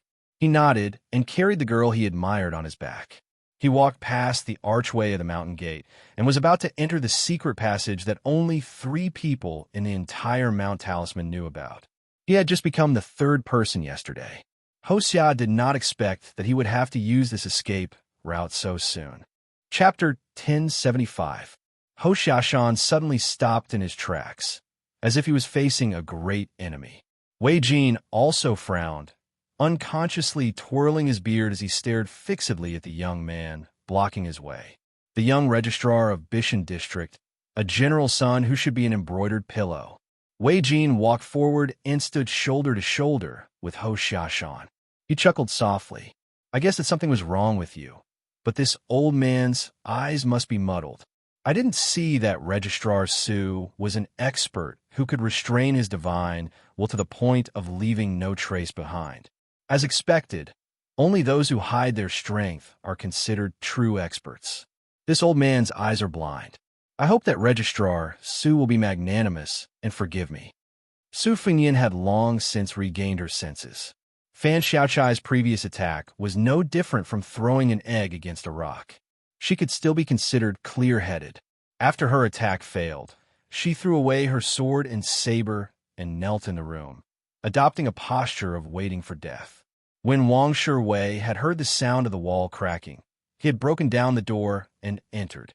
In the end, he had seen such a strange scene that he couldn't wrap his head around it. This man had heard from the maidservants in the courtyard that the beautiful demoness living next door had taken a liking to Su Qi. She didn't hesitate to sign a life and death agreement with Immortal Master Wei, making an enemy out of the entire Mount Fuyao by herself just to protect his life. But what was she doing, crashing into the wall and then kneeling without saying anything? Wang Shiwei couldn't figure it out no matter how hard he racked his brains. Could it be that he was too old to understand the love and affection of the younger generation? Or was it that the demoness of Jianghu liked the young and handsome in such a soul-stirring and vigorous way? Wang Shiwei didn't dare to move. Fan Xiaochai knelt without saying anything. Su Qi closed his eyes and rested. Wang Shiwei, a man who was bound to die, had nothing to do, so he simply squatted at the door. He even went to the table to pick up a jug of wine and took a few sips from it. When Su Fengyan came back to his senses, he got off the bed and smiled at Wang Shiwei. He didn't explain anything. Wang Shiwei tactfully didn't ask. She just thought that this Brother Su's appearance was so handsome that it made people's hair stand on end. He could make a woman go crazy. Su Fengyan had seen the gathering and dispersing of the Fengqi on Mount Fuyao, so he naturally took advantage of the situation to strengthen his own Fengqi. Imperceptibly, he made up for the loss he suffered when he forcefully traveled to Beimeng for the 10th time in the restaurant. At his level, the depth of the Fengqi in the pond was no longer important. Just like a tycoon, he no longer needed to think about increasing his income and reducing his expenditure to increase the thickness of his family's property. Instead, he focused on seizing the wealth beyond the area where he had a foothold. When the picture scroll of a first-rank martial artist was gradually unfurled and stretched to the end of the celestial phenomenon, or even the last level of the Earth immortal realm in the eyes of the world, one would know that there were still some rules and restrictions for the so-called land immortals. What Su Fengyin needed to do now was to sort out the veins, peel back the silk from the cocoon, and remove these restrictions to achieve true freedom. This was the main reason why second sister Su Weisheng allowed Su Fengyin to laze around on this trip to Yinji County. She deliberately wanted him to not think about military and national affairs. She wanted him to see more of the suffering of the people who were not so high and mighty, and to see more of the daily necessities of the people of Bailiang. She wanted Su Fengyin to know that he, the king of Bailiang, did not shoulder the burden for the sake of the Su family or even for the sake of Su Xiao. In life, people always wanted to climb a mountain and reach the highest point so that they could see how small the other mountains were. However, very few people would turn back to look at the foot of the mountain, much less walk back to the foot of the mountain. Wudong's Hong Xixiang was different. Therefore, with one step, he was a celestial phenomenon, and with another step, he was an immortal. When Su Fengyin was lost in thought for the sixth time, he went to Little Lotus Peak and sat on the back of the tortoise camel. He leaned against the stone tablet and raised his head to look at the sky. However, no matter how much he tried to pry into the mysteries of heaven, it was a pity that he had little success.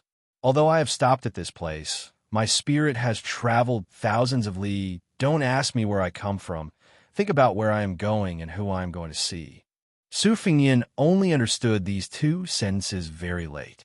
These two sentences were the last words that Hong Xixiang had engraved on the stone tablet before he died. At the gate of Mount Fu Yi, Su Fengyin turned sideways and allowed Wuxia, who had not yet descended the mountain, to carry him up the mountain. Wei Jin was deeply worried. Su Fengyin walked to the foot of the memorial arch. Wei Jin stood beside him. Su Fengyin opened his mouth and said, "Senior Wei may not know that Wang Shiwei is the head of the patrol in Qingan County. As for the heart-piercing Yama Shunli, I only just found out that he was a spy bribed by the Yuzhou general with a large sum of money. Huang Fushi wanted to destroy Mount Fu Yi, an immortal coffin cave, because he wanted to reign in the Yuzhou Jianghu and curry favor with the king of Bailiang. My ascension to the mountain was a very unexpected thing. As for Senior Wei and Mountain Lord Zhang's hidden identities, it was an even more unexpected surprise. To tell you the truth, my ascension to the mountain has indeed sped up the destruction of the two mountains. Originally, Huangfu, she still had about half a year before he made his move. Immortal Master Wei, who had been holding back because he was not completely certain, squinted his eyes and smiled. "Oh, this old man said that you have a unique constitution. You hit the nail on the head. You really are a big fish with a frightening identity. Are you the son of Administrator Li Gongda, Li Hamlin? If not, this old man really can't think of any young man in the Bailiang underworld who is worthy of a Yuzhou general personally making a move." Su Fengyin smiled and said, "Not far from it." Wei Jin frowned and said, "The grandson of the king of Beimang's northern courtyard, Su Beiji?" Su Fengyin smiled and said, "Even provincial governor Su can point at my nose and scold people. Senior Wei, don't guess anymore. Why don't you accompany me to the immortal coffin cave?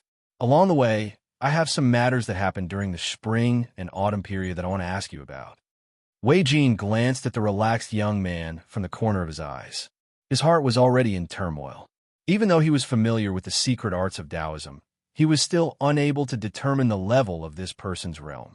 If it weren't for the fact that the old man didn't dare to act rashly, he wouldn't be in the mood to chat with him. Su Fengyin glanced at the eagles in the distant sky and said, "If we don't go now, I'm afraid we won't be able to see Mi Fengjia's final glory."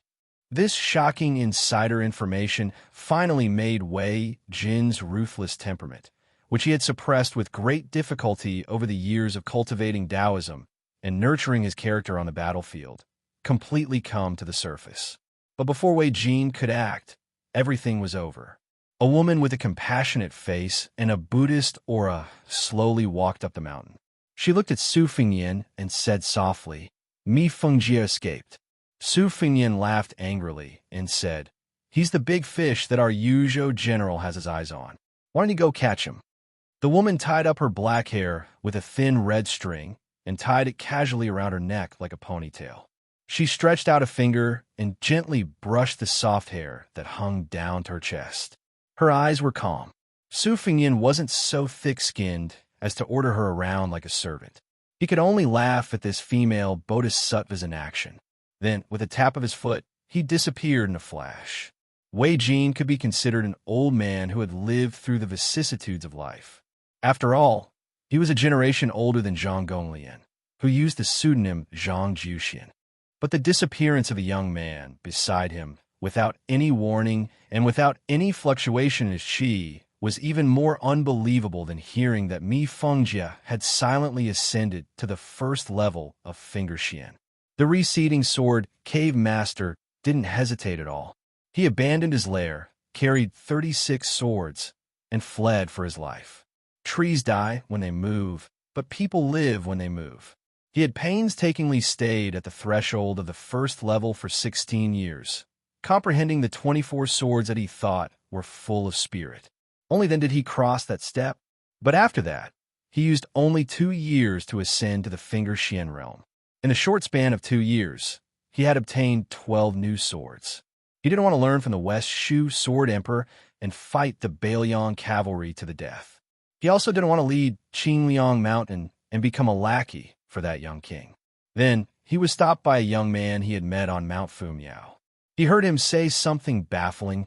"You, Mi Fengjie, shouldn't be in such a situation. You're no different from the Prince of Qingxing. You're all borrowed from Bailiang." Chapter 1076.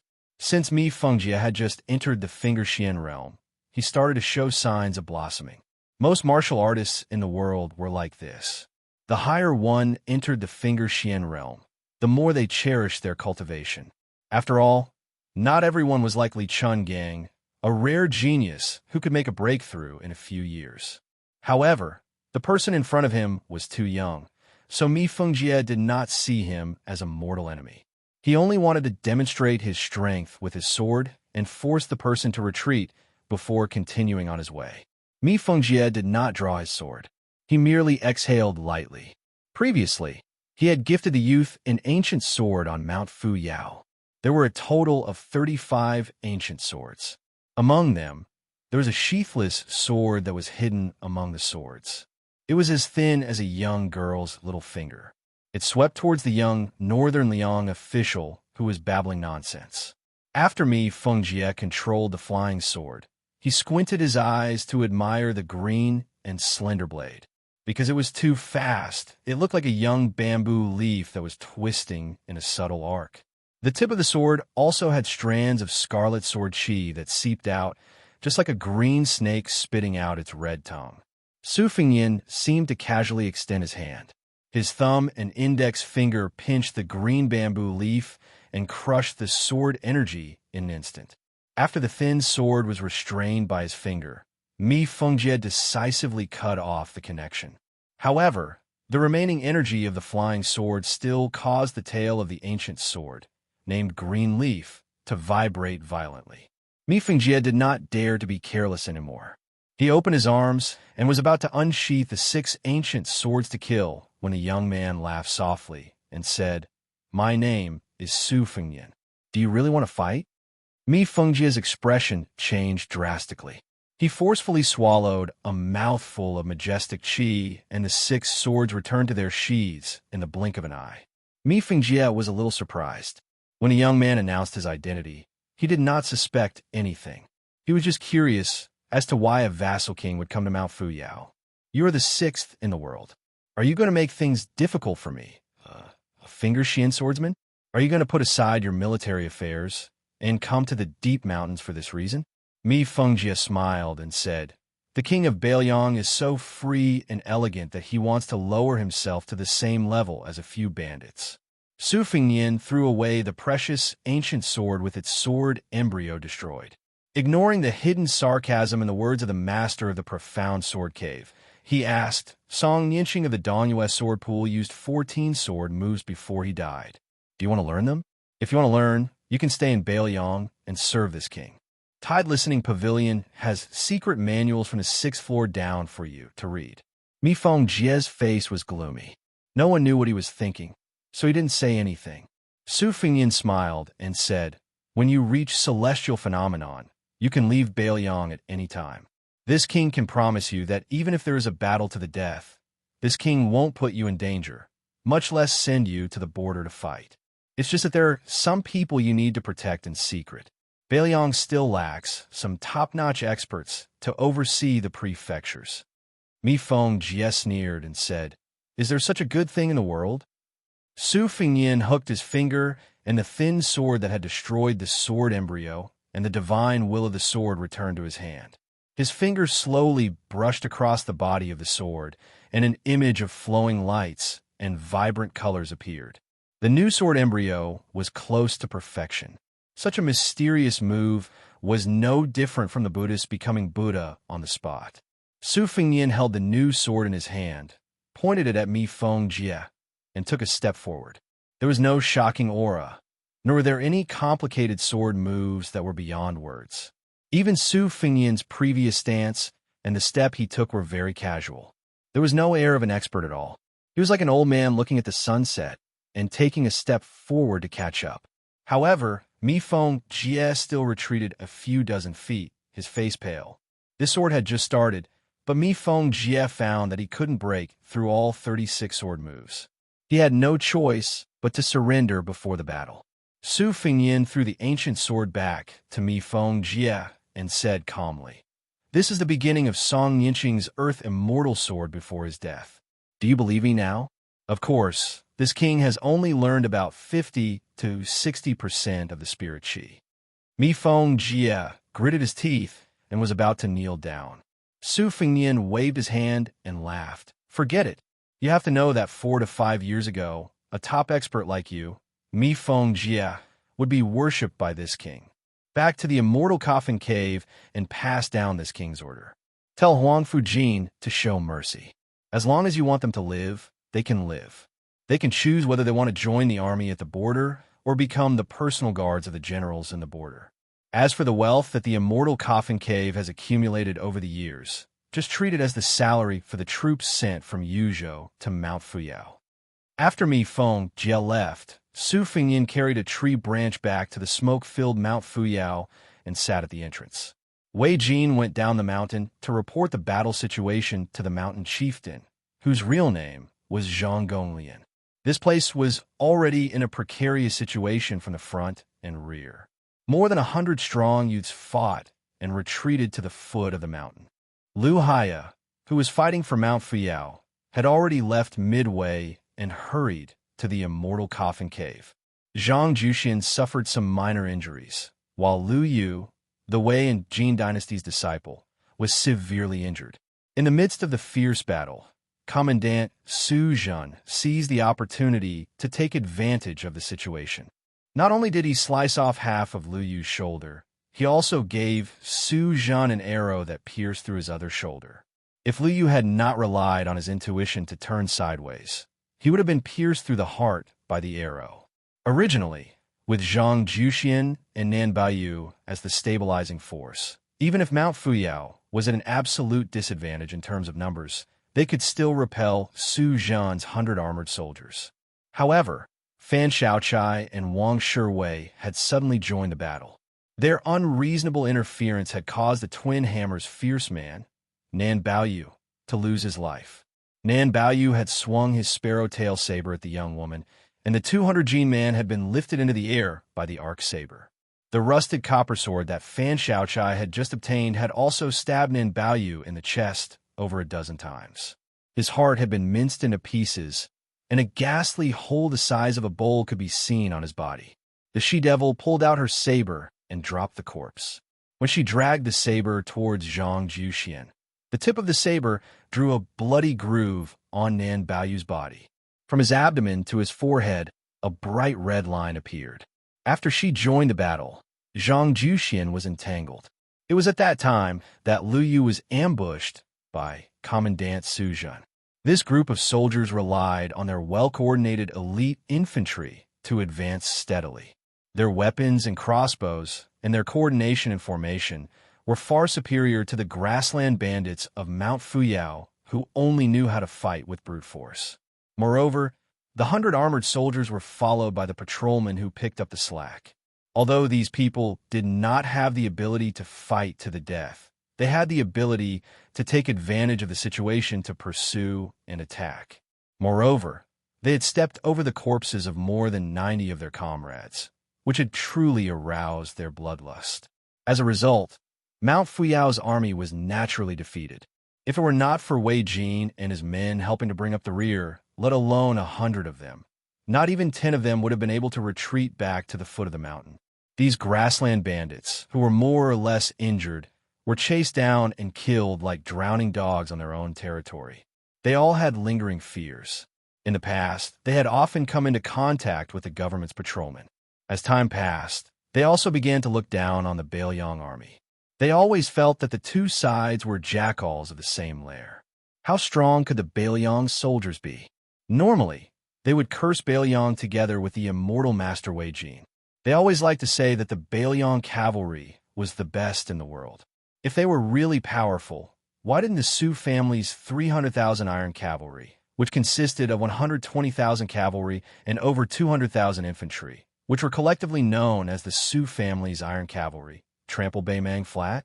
In the end, when they actually encountered Commandant Su Zhen's troops, they finally realized that the real Bailiang army, which was clad in armor and equipped with cold sabers, was simply like the difference between heaven and earth when compared to those patrolmen who were wearing a layer of official skin. Chapter 1077. Su Fengyin sat under the archway of the mountain gate, watching the half-dead young men of Mount Fu Yao climb up the mountain at top speed. After thinking for a while, he decided not to reveal his identity in front of these bandits, so he returned to his courtyard. After that, it was still a battle of offense and defense. The people of Mount Fui, who had nowhere to retreat, especially after they heard the commandant's order not to take captives, began to bite like rabbits without regard for their own lives. Relying on the geographical advantage and the weapon storage on the mountain, they managed to drag on for more than 2 hours after noon. Most of the time, the soldiers and the bandits exchanged bows and arrows. There was no shortage of arrows. Wei and Jin knew that Mount Fui was quenching their thirst by drinking doves to quench their thirst. In terms of proficiency with bows and arrows, the bandits on the mountain were no match for the soldiers, especially the elite soldiers of the 5th Army in Yuzhou. However, if they did not use arrows to block the path, Mount Fui could gain the upper hand in the early stages of the battle. Even so, it was not worth it even if they were heavily injured in exchange for the lives of the soldiers. After all, the enemy still had more than 400 people. Some women, children, servants, and odd-job workers who could not escape in time at the edge of the mountain resisted with all their might. Some even pretended to surrender and waited for an opportunity to stab their daggers into the enemy's abdomen. They did not hesitate to die together with the enemy. This unexpected situation made the soldiers who were ordered not to kill them all feel too lazy to speak nonsense about not killing those who surrendered. After several of his bodyguards died in battle, an extremely angry deputy commandant would bring an extra weapon with him every time he led a team into the courtyard. He would throw the weapon to the bandits when he saw them, regardless of whether they would resist or not. He would then raise his arm with a sinister smile and kill everyone he saw. Commandant Su Zhen did not seem to be in a hurry to end the battle. He had someone set up a table in an open area and piled a few jugs of wine on the table. He began to drink by himself. There were not many people who were qualified to sit down. Wang Shiwei, the head of the patrol officers of Qingan County, was definitely one of them. However, he did not sit down. Instead, he stood to the side and watched the battle, discussing with the old patrol officers around him how to attack. The blood-covered county commandant, by Shank, first approached and exchanged a few pleasantries. Later, when he heard that the battle in one of the courtyards was in a stalemate, he did not hesitate to leave with a dozen or so patrol officers. Wang Shiwei did not see the demoness surnamed Fan. He guessed that she had gone to save Brother Su. Thus, he resisted the urge to look for the registrar. Song Yu, who had killed many enemies in this battle, sat down without restraint. Su Zhen nodded and smiled at the young man. When the county commandant Feng Guan sat down, he glanced at the commandant. The county commandant Su, the county commandant. The county commandant Feng Saturday. Sat. Su Zhan saw that the local civil official had some discernment. The commandant, who had crossed his legs, reached out and pushed a jug of wine. Only then did Feng Guan dare to sit down.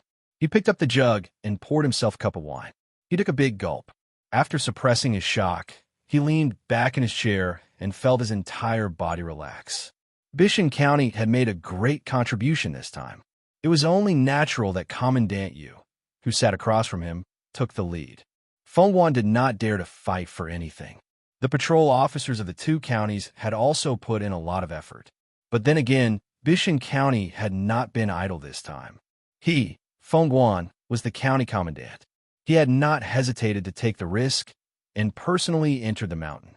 Thus, it was only a matter of time before he went to Yinji County and gained real power. Feng Guan raised his cup to Commandant Su. He then leisurely savored the aftertaste of the wine. He turned his head to look at the fighting in the distance, as well as the wails that filled his ears. He smiled and wondered if he had become a Confucian general who talked and laughed wittily with the smoke of war above his head. It would be better if this battle was fought slowly. Only then could that young registrar of Bishan, who had good fortune with women, die more cleanly and not have the chance to become a fish that escaped the net. Bishan County had a vacant registrar of Bishan. At the same time, there was an extremely beautiful widow. Wasn't this killing two birds with one stone for him, County Commandant Feng? After another hour, a large group of soldiers wearing bright armor and carrying crossbows suddenly appeared.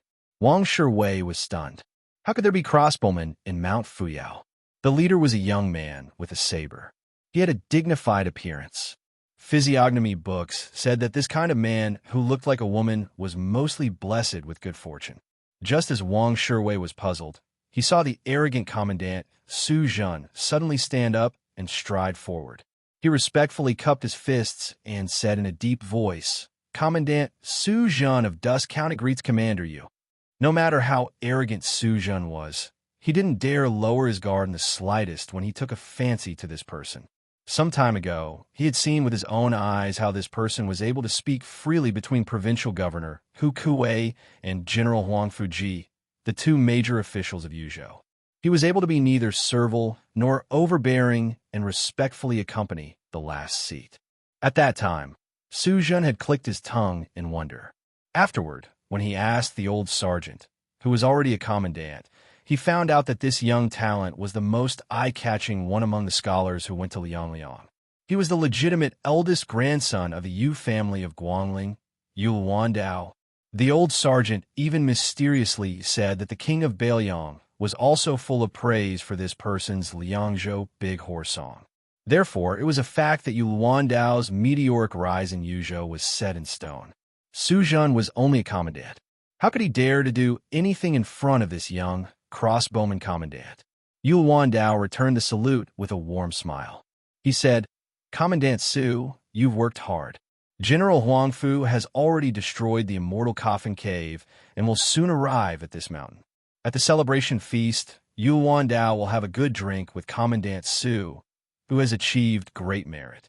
Seeing that this person didn't have the refined and sour air of a famous scholar, Su Zhan became more and more pleasing to the eye. He grinned. "Well said. My alcohol tolerance is passable, but my alcohol tolerance is without question. As long as Commandant Yu dares to get drunk, I will accompany him until he is drunk." Yu Wandao smiled slightly. Out of the corner of his eye, he saw a person wearing the uniform of a civil official cautiously approach. Yu Wandao, who had not yet gone to the border to obtain military merit, asked with a smile, "Are you County Magistrate Feng of Bishan District?" Feng Guan was overwhelmed by the favor and hurriedly nodded. He didn't know how this young general knew his surname and official position. Yu Wandao didn't continue speaking. With a snap of his fingers, the 40 or so elite crossbowmen behind him entered the battlefield. Su Zhan didn't dare fall behind. He personally led the troops to break through the enemy lines. He was determined to take down Mount Fuyao in one go and leave a good impression on the Yuzhou general. In a courtyard, more than a dozen aggressive patrolling officers broke through the door. Seeing two female servants snuggling up to each other, hiding behind a stone table while shivering, the two leaders looked at each other and smiled knowingly. One of them pulled the hair of the other girl and pressed her against the stone table. Finding the cumbersome clothing troublesome, they tore off their clothes and undid their waistbands, revealing their bare buttocks. Hearing the girl's miserable whimpers, the two leaders of the patrolling officers laughed wildly at the same time. Spending money and drinking wine in a brothel, they couldn't play such a new trick. Just as one of the patrolmen grabbed the girl's slender neck and lifted her back, just as he was about to get on the horse with his spear, he saw a scene that spoiled the mood. The door to the inner courtyard was open, and a young man was sitting inside. There were a few chicken cages at his feet. This grassland bandit didn't run away. Instead, he asked, since there are military merits and rewards, do you think there will be no women after going down the mountain? If I remember correctly, Bailiang doesn't have a city slaughter order. After attacking a city, no one is allowed to disturb the people. The leader of the patrolmen felt that this kid's head had been crushed by the door. He tilted his head and signaled a few of his subordinates to remove the kid's head. His hands weren't idle as he sneered. Disturb the people? These grassland bandits all deserve to die. I'm getting rid of evil for the people. Once the brothers are done playing, I'll stab them to death. In a daze, the leader's head was pressed down by someone, and he slammed it heavily against the stone table. His head split open, and a crack appeared on the stone table. The other leader of the patrolmen, who had been about to force himself on the girl, met the same fate. The two maidservants, who had just escaped death, sat on the ground and did their best to protect their bodies. Su Fengyin sat on a stone bench and pushed aside a corpse whose head was on the stone table. Fan Xiaochai stood at the door and watched this scene quietly. Su Fengyin said to her, "Go and pass on the message. Don't say that it was me who said it. Just say that it's okay to kill people, but they have to follow the rules." Fan Xiaochai left silently. Su Fengyin folded his hands into his sleeves. After some thought, he got up and went into the room to pick up two loose outer robes. He bent down and handed them to the two crying girls. Their eyes were filled with fear as they retreated.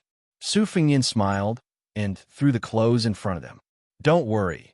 The foot of the mountain isn't a mountain of swords and a sea of flames." Although one of the women was horrified by the killing methods of this official at the foot of the mountain, perhaps she finally remembered that she had talked and laughed with this handsome guy during this period of time. She wiped away her tears and plucked up her courage to ask, "Sir Su, will we die?" Su Fengyin shook his head and smiled. "Of course not." Su Fengyin flashed and arrived at the peak of Mount Fu Yi. The rays of light were beginning to show signs of descending westward. Su Fengyin sat on the ground and asked softly, "Wang Xianji, are you really going to come out of the city to kill me as soon as I become a terrestrial immortal?" Su Fengyin sighed and said helplessly, "Can't you wait a year or so?" Beimang still knows to give Bailiang a chance to catch his breath. You, on the other hand, are you in a hurry to ascend? Su Fengyin suddenly stood up with a gloomy expression. Su Fengyin only rated him as the 6th in the martial evaluation.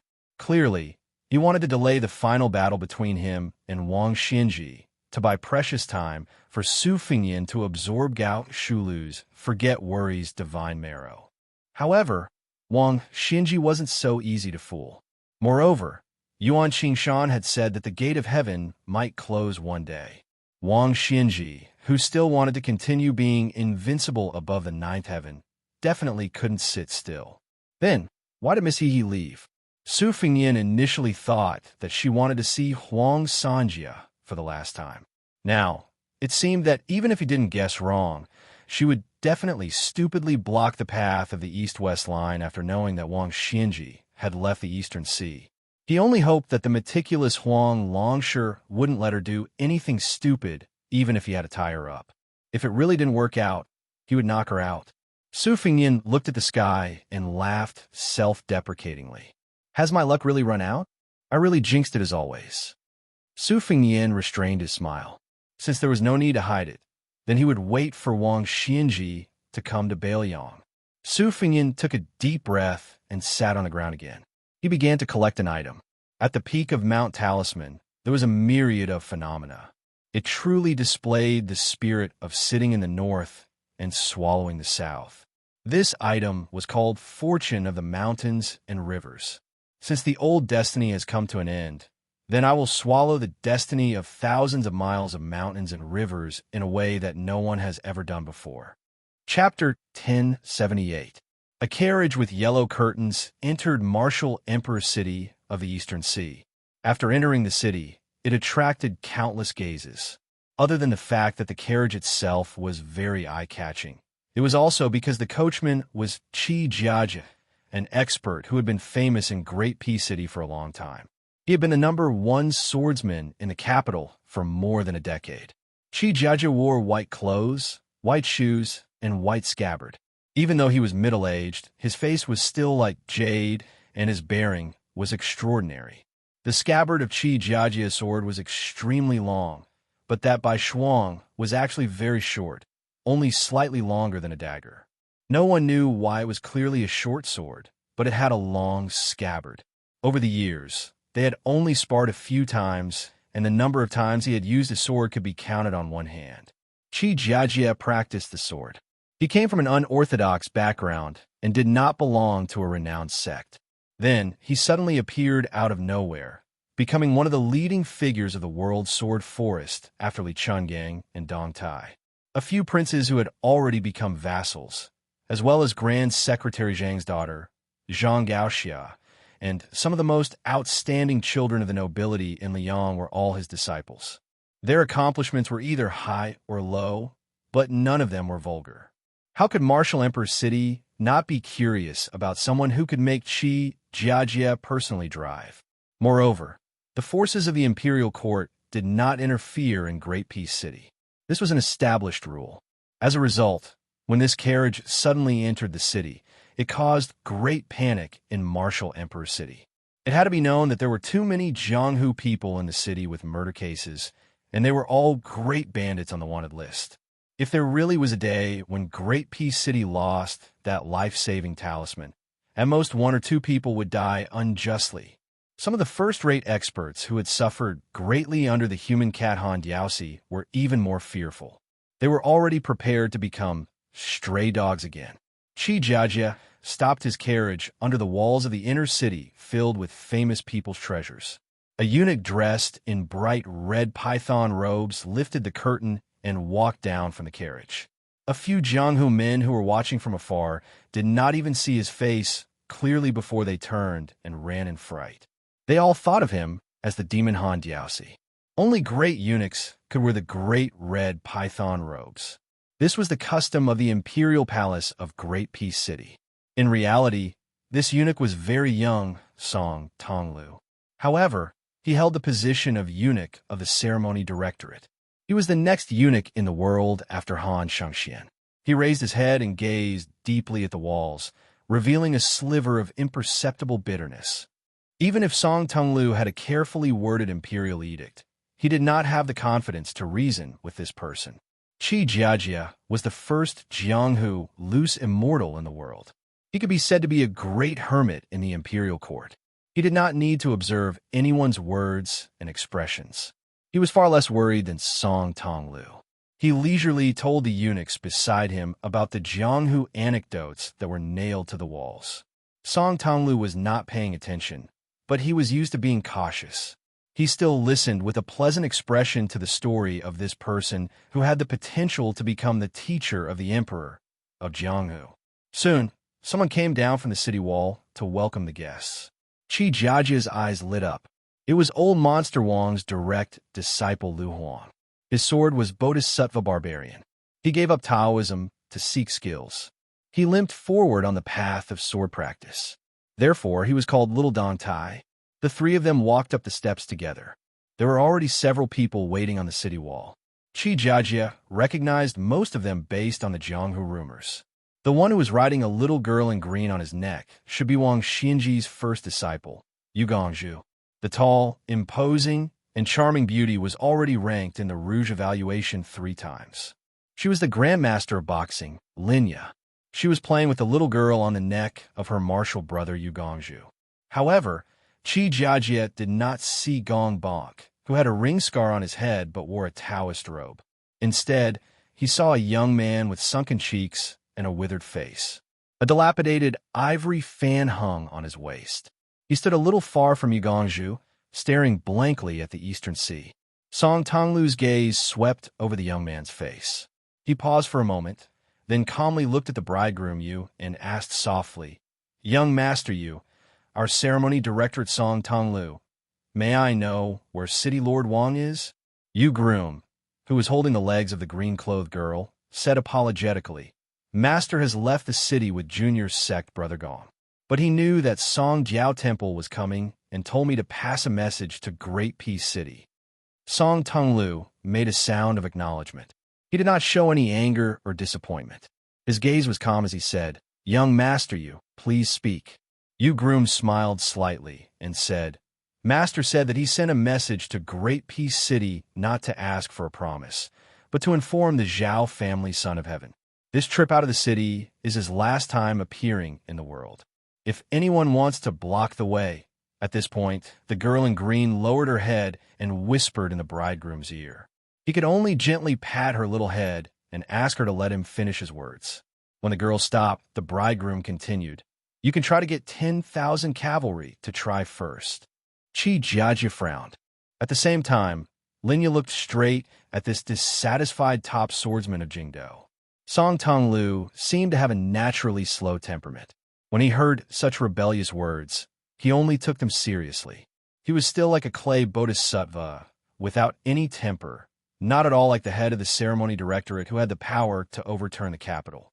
Yu groom said calmly, "It is not that I do not understand Jingdou's thoughts. That king of Bailiang should not die now. It is best if he dies after he and Bei Meng are both injured. But Master is not willing to wait. As disciples, we do not dare to say anything. If this is a bad thing, there is also good news for Song Zhongyin. That is, starting from the day Master left the city, the court will take over Jianghu. You can enter the city to capture and kill people. There will be no more restrictions on the Eastern Sea. After saying this, I will also leave the city with my junior sect brother and sister. I plan to explore Jianghu." Song Tonglu nodded and said gently, "Young Master Jingyu, you will become famous in one move." Song Tonglu obviously did not know martial arts, but everyone present was the top grandmaster of Jianghu. Listening to his words and aura, it seemed to come from the bottom of his heart. It could be said that it was impeccable. If it was really intentional, this Martin Temple's cultivation in officialdom was simply shocking. Of course, it could not be ruled out that this person had a calm temperament. But could such a eunuch really climb to the top step by step and take over the ceremony supervisor position from Han Xianxia? Linya was still fine and continued to tease the green-clothed girl. Lu Huang could not help but look at Song Tonglu a few more times. Song Tonglu turned his head and looked back. He said with emotion, "It is rare for me to leave Jingdou. It is a pity that I could not see old Immortal Wang with my own eyes." Song Tonglu laughed loudly and said, "Since we have left the city, I will return to Jingdou immediately. Heroes, farewell. I hope we can meet again in the future." Yu groom and Lu Huang cupped their fists to send him off. Even Linya nodded slightly. The green-clothed girl suddenly asked curiously, "Hey, Mr. Song, do you have an imperial edict? Can I touch it?" "Mr. Song?" Song Tonglu was stunned at first, but then he laughed heartily. His eyes narrowed into a line, and his expression was especially gentle. He no longer referred to himself as I. "Yes, I will bring it to you now. Wait a moment." The imperial edict was in a box. Song Tonglu did not think of taking it out to announce the edict at first. Was he going to ask the people of Martial Emperor City to kneel and listen to the edict? So he simply left it in the carriage. But since the jade-like girl on Yu groom's shoulder wanted it, Song Tonglu would give it to her. Qi Jiajie glanced at Yu groom, who was said to be able to inherit Wang Xinji's mantle. He rubbed the white frost sword's hilt with his thumb and smiled. "Mr. Yu, if you have the chance, come to Jingdou. I will definitely be a good host." Yu groom gave a flat in. Qi Jiajie turned and walked down the city wall. Linya watched as the great eunuch ran down the city wall to get the imperial edict. She could not help but laugh. You are not annoying. Ugroom nodded. It is indeed rare. The girl jumped down from Ugroom's neck and excitedly ran to receive the edict. Linya asked, Senior Marshal Brother Senior Marshal Brother Gong originally wanted to go to Great Peace City, but he changed his mind and went to the southern border. I did not listen to Master. What about you and Junior Marshal Brother Liu? What do you think? Liu Huang's eyes were determined. I'm preparing to go to Bailiang and see if that Su person can really fight with Master. Ugroom smiled. There are people staying to watch the house, there are people going to the south, and there will be people going to the west soon. It seems like I can only go to the north. Linya frowned. Great Peace City? Ugroom shook his head. Even further north, Liao. Liu Huang looked around and said softly, I have to go first. Linya said mischievously, hurry up and leave. Be careful not to be beaten by the world's sixth king of Bailiang. Liu Huang glanced at the unsociable young man. Just as he was about to speak, Linya glared and said, Nothing good comes out of a dog's mouth. Be good and shut up. Liu Huang laughed loudly. He flew over the city wall, skimming on the eaves as he floated out of the city. Ugroom looked at Linya and said in a deep voice, Take care. Linya reached out to rub her brow. I am a woman and am not that sentimental. Can you men be a bit more mature? Ugroom smiled and shook his head. He turned and left. He bent down and picked up the green-clothed girl that had climbed back up the city wall. She sat on his neck and opened the imperial edict. She said proudly, Imperial Edict. Ugroom smiled gently. I know. Chapter 1079. The little girl opened the imperial edict and raised it above her head. She opened her eyes wide to read the words. Xiaoyu, where are we going next? I actually like this place, but Grandpa Sui went to the southern sea to compete with the peach blossom sword god. We're going to far north. It's a bit cold there, so you have to recite the secret that Master taught you. How far north is that? Forget it. Sister Lin always says you have no sense of direction. Xiaoyu, you won't lead us the wrong way, right? I don't think so. Xiaoyu, what do you say? Imperial Edict. What about this word? Lower it. Let me take a look. On the city wall, Linya walked to the side of the downtrodden young master with a tattered fan hanging from his waist. A rare, gentle expression appeared on his face. Zhaogo spent a lot of effort to get you out of Bailiang. Your father, Yuan Bunshi, even made an exception to send you to the Eastern Sea. Are you going to continue being so depressed? The young man remained silent. Linya sighed and patted his head. Silly child, there's no obstacle that can't be overcome. The young man muttered, I can lose to anyone. Gu Jiantang, the Wu family sword tomb patriarch, but I can't lose to Su Fengyan. Linya interrupted him. Wulsh ****, Jiang Fuding. Do you know how many times my master lost to Li Changgang? 6 years, 6 times. That's how he climbed from the Vajra realm to the heavenly image realm. Jiang Fuding smiled bitterly. Who do I think I am? How can I compare to Wang Xinji, who has been the world's #1 for 60 years? Linya was furious. Just as he was about to speak, Jiang Fuding said, Don't try to persuade him. Jiang Fuding turned around and asked with a smile, Do you have wine? Linya snorted. Just you wait, I'll drink you to death. Jiang Fuding suddenly pulled on Linya's sleeve without saying anything. The tall Linya pressed his hand on the back of his head and pulled him towards his shoulder. You men always want to be the world's #1. Especially you. Once you feel that there's no hope, you like to go to a dead end. Actually, why bother? Su Fengyan, that bastard, was truly treacherous. He was certain that you didn't dare to risk your life, so he purposely used his power to pressure you. Not only did he make you give up on being a pawn that had crossed the river, he also made you the prey of the Bailiang soldiers, slowly wearing down your spirit. He even purposely let you off, allowing Zhaogo to save you. Indeed, my master met Li Changgang back then. Your luck is too bad. Your archenemy is a guy without any grace. Linya pushed Jiang Fuding away, patted her shoulder, and stretched her body. Forget it, forget it. I don't want to stay in the martial emperor's city and drink with you all day long. Women can't withstand such torment. They grow old quickly. This won't do. While I'm still pretty, I'll take a stroll in Jianghu and see if I can charm a few young heroes. Jiang Fuding watched her receding figure. His lips trembled, but he didn't say those two words in the end. This god's favored son, who used to be brothers with Prince Zhao Kai, sat dejectedly on top of the city wall. He looked at the east sea tide, rolling in from the west to the east. Dragon Gate crossing. Further east was the old West Chu border. Liang had crossed the river here on Guangling's ice. He fought like a lion hunting a rabbit and forced the West Chu general Zhoujiang to surrender without a fight. However, as the world settled down, the Longmen Ferry was no longer as prosperous as it was in the spring and autumn period. The people nearby lived in peace and contentment. Compared to the undercurrent in the west, this place was still considered peaceful. They still worked at sunrise and rested at sunset. Previously, a monk and a Taoist lived here. When the imperial court destroyed Buddhism, countless monks lost their homes.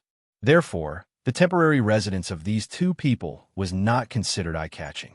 When the people in the village met with a small illness or disaster, they would ask the middle-aged Taoist for some folk medicine. The herbs and the medicine were easy to find. The Taoist priest, named Wang, also never took gold or silver. At most, he would take some grains and vegetables. He would not compete with others for small profits. Perhaps it was because this Taoist priest was too amiable that no one treated him as a Taoist deity. Some children liked to borrow his peach with sword to play with. Although the Taoist priest was serious, most children had a pure heart and were more accurate in judging people. They knew that Taoist priest Wang would never get angry.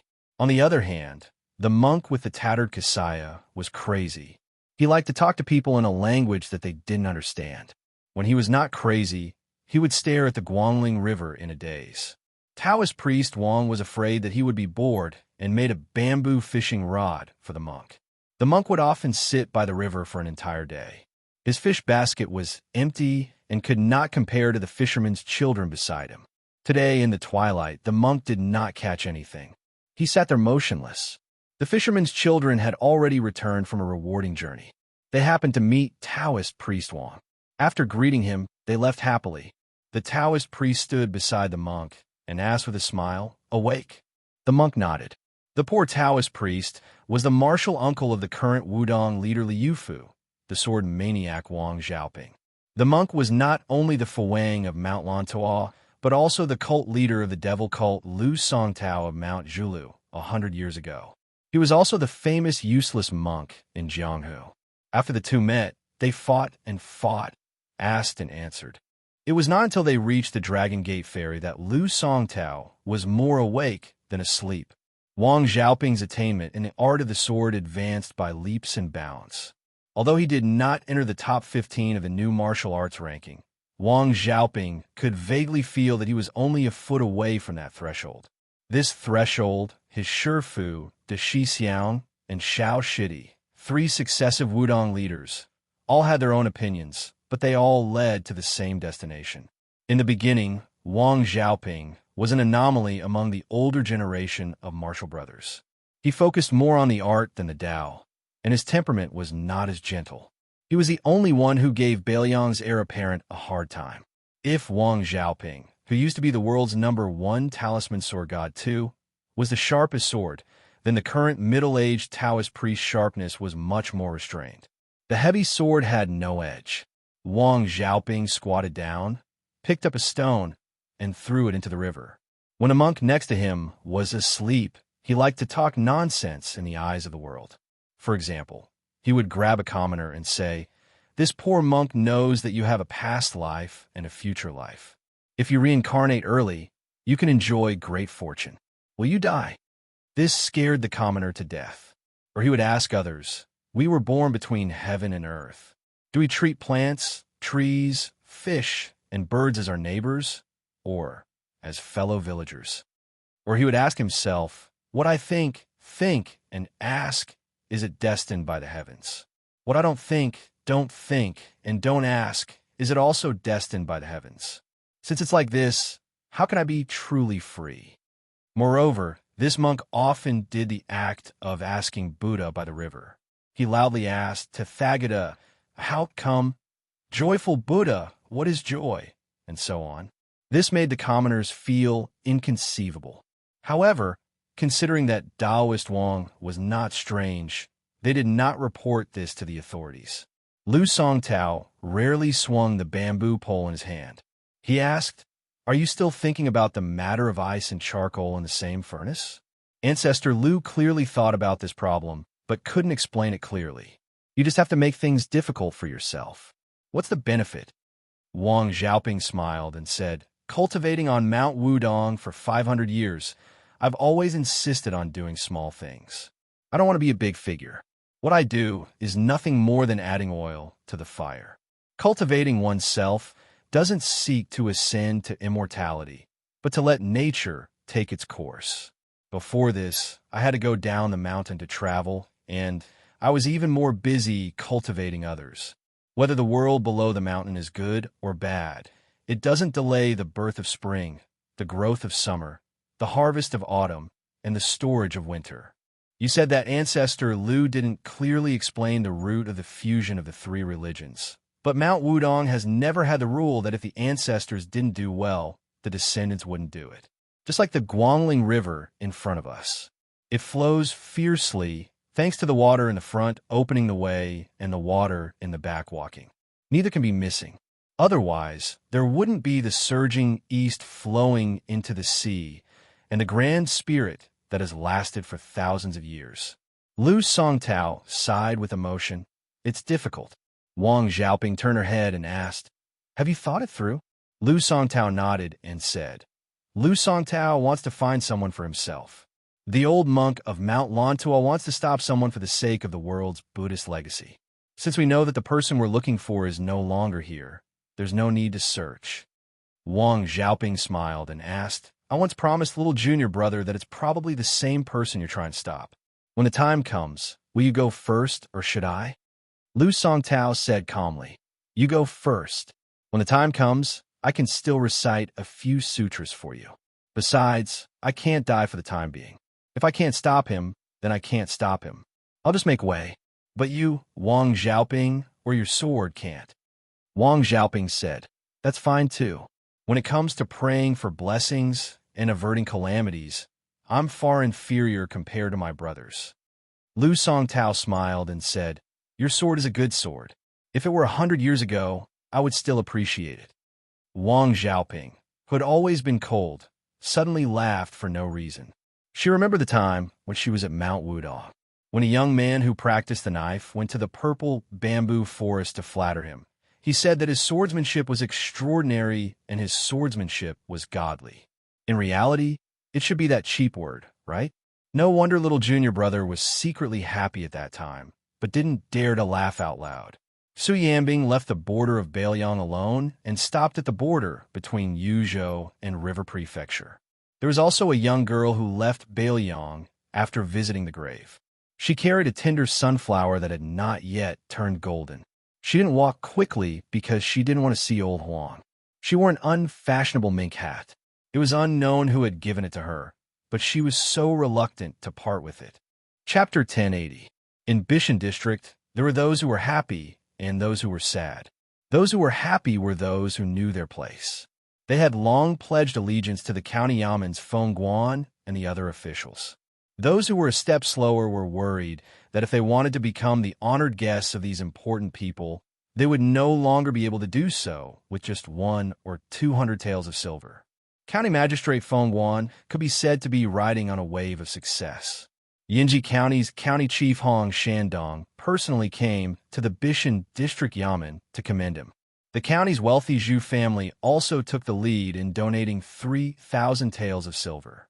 In one night, they had gathered nearly 10,000 taels of silver. Of course, the eldest grandson of the Zhu family was also able to enter the county yamen's torture chamber. However, Zhu Zhengli wasn't too happy about it.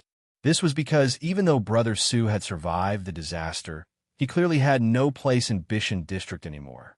He heard that Feng Guan had mentioned, intentionally or otherwise, to the prefectural governor, Hong Shandong, that this young registrar had done many strange things on Golden Chicken Mountain.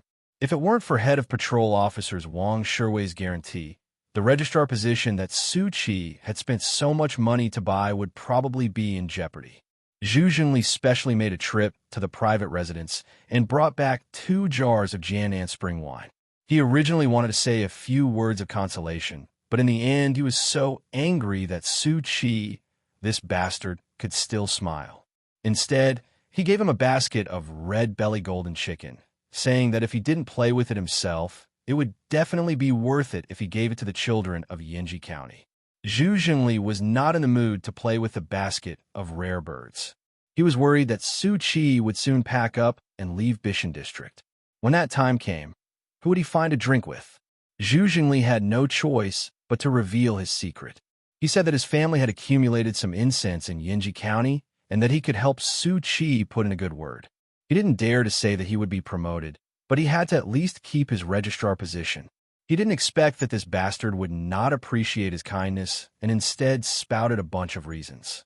He said that his Zhu family had not had a young person who could shoulder the burden for so many years, and that the incense that his seniors had accumulated in the officialdom would be used up every time they were used. He also said that it would be difficult to make a profit on Su Qi. That day, Zhu Zhengli was dead drunk, and it was Su Qi who carried him to the door of his house. When he went to look for her the next day, the woman who was addressed as Madame Su by everyone in the county yamen was still there. However, she said that Su Qi had taken a leave of absence and went to Mount Wudong to relax. When Zhu Zhengli heard this damn news, he squatted on the steps and sulked. This guy surnamed Su was too disloyal. Once he encountered a little trouble, he abandoned his wife and brothers and ran away to hide himself. Zhu Zhengli lowered his head, lost in thought, and occasionally sighed.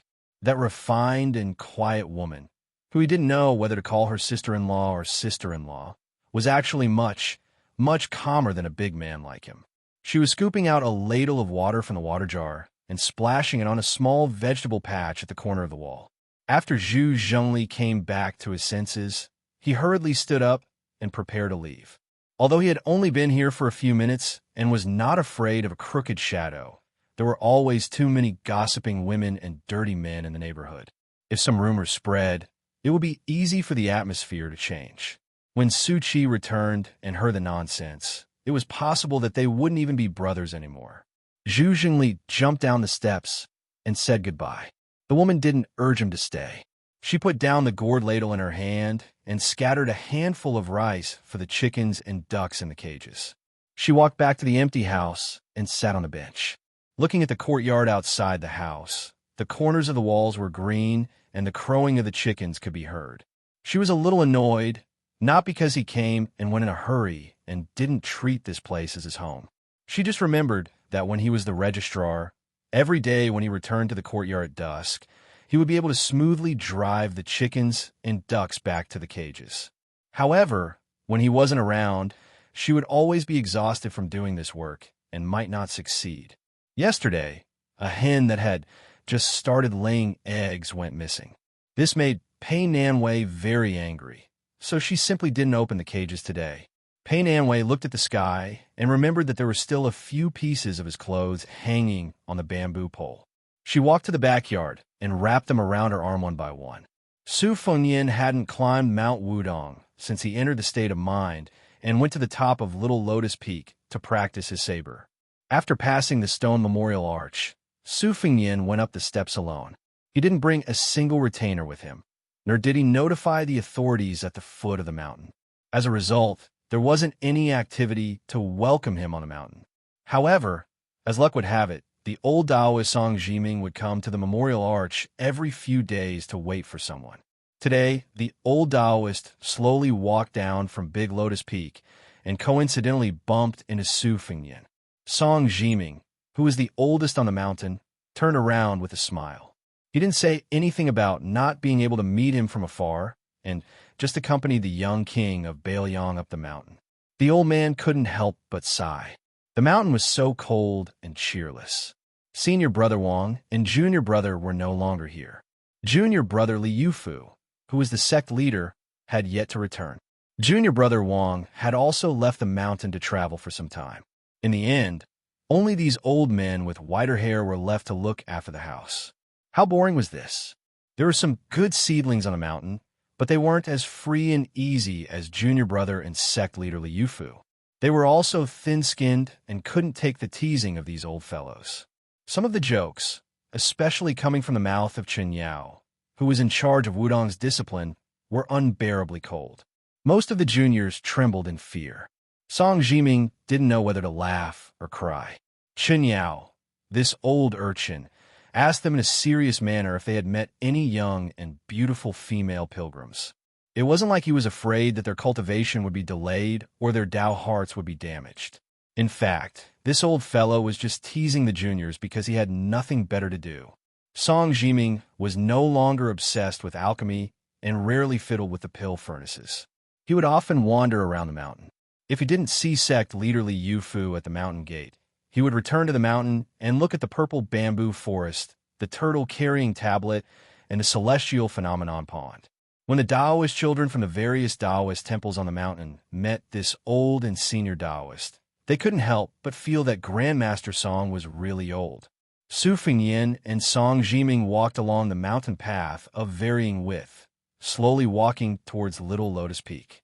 Su Fengyan said softly, "Last time at Spring God Lake, I arbitrarily invited Belyang's Dharma image in advance and set up the 81 Dynasty ceremony for you. It caused a lot of trouble.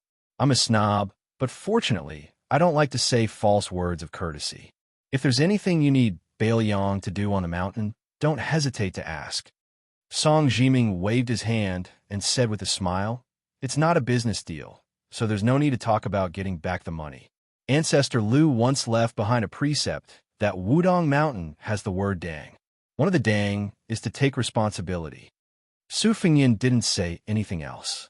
Song Jiming continued, "Your Highness oversees the Northwest Gate and can be said to be one man guarding the pass. There's also the word dang. No wonder you have fate with Wudong Mountain." Su Fengyan stopped walking and looked at the clouds in the sky above Little Lotus Peak. He sighed and said, "To tell you the truth, Wang Xinji rushed to Belyang this time and caught me off guard. I could only come to Wudong Mountain to be a big rat in this paradise. There are only so many places for Earth immortals. In the past, whoever ascended first would be replaced by the next person. I'm different from Wang Xinji. I forced my way up, and it just so happened to be his place. Therefore, Wang Xinji came to find trouble. After all, he's not a Taoist enlightened master. No matter how high his martial arts realm is or how profound his cultivation is, he can't pass the gate of heaven without entering." Song Jiming asked in reply, "If the people on the mountain tightly hold onto the blessings of the paradise for generation after generation, how different would they be from the misers at the foot of the mountain?" Song Jiming quickly smiled and said, "When it's time to accumulate blessings, when it's time to scatter, scatter luck. Only this can be considered as flowing water not rotting. Otherwise, no matter how deep the secluded pool is, it's just a big puddle of smelly water that makes people loathe it. Of course, it's not because you, Su Fengyan, are the son of the great general that you can take whatever you want. It's because the one who's blocking Belyang's million-control bowstring experts is you, the king of Belyang. What you take is roughly equal to what you pay. Old Taoist and a few of my martial brothers have often mentioned you. Especially after you became the sixth in the world, we wanted you to really pull down that Wang Xinji. In the future, other things aside, if word gets out that the king of Belyang used to practice the saber and martial arts on this mountain, there will at least be more pilgrims, right?" Su Fengyan said softly, "When I first went on an out-of-body spiritual journey, I saw a child somewhere in Jiangnan. Later, I told the headmaster, Liu Fu. I don't know how he is now." Song Jiming smiled and said, "Old Taoist knows that I don't have long to live. I've waited for half a year, but it's likely that I won't be able to see him. But it doesn't matter if I can't wait. This pair of martial uncle and martial nephew, or master and disciple, can just come up the mountain." Su Fengyan nodded. Song Jiming suddenly said, "Old Taoist has a request." Su Fengyan was just about to agree when Song Jiming suddenly moved and heavily punched him on the shoulder. Su Fengyan smiled and didn't take it to heart. Old Taoist snorted and said, "No matter what, the headmaster and my martial brother, one died because of you, and the other was disbanded because of your big sister. Old Taoist has a lot of resentment in his heart. I originally thought that I would take it to the grave with me, but you came to me yourself. Even if I can't beat you, Su Fingyan. Su Fingyan smiled and said, Daoist Song, if you're still angry, how about another punch?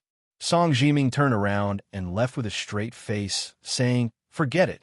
If I annoy you, the grand leader of 300,000 cavalry, the small Wudong mountain, won't be able to bear the consequences. Su Fingyan dismissed it with a smile and walked alone to the top of Little Lotus Peak. Song Jiming, who was walking down the mountain with his back to Su Fingyan, secretly grimaced and cursed in his heart. Mother of asterisk cur, worthy of being number 6 in the world. He didn't even fight back, but his entire arm was in so much pain. If he had known earlier, he would have been gentler.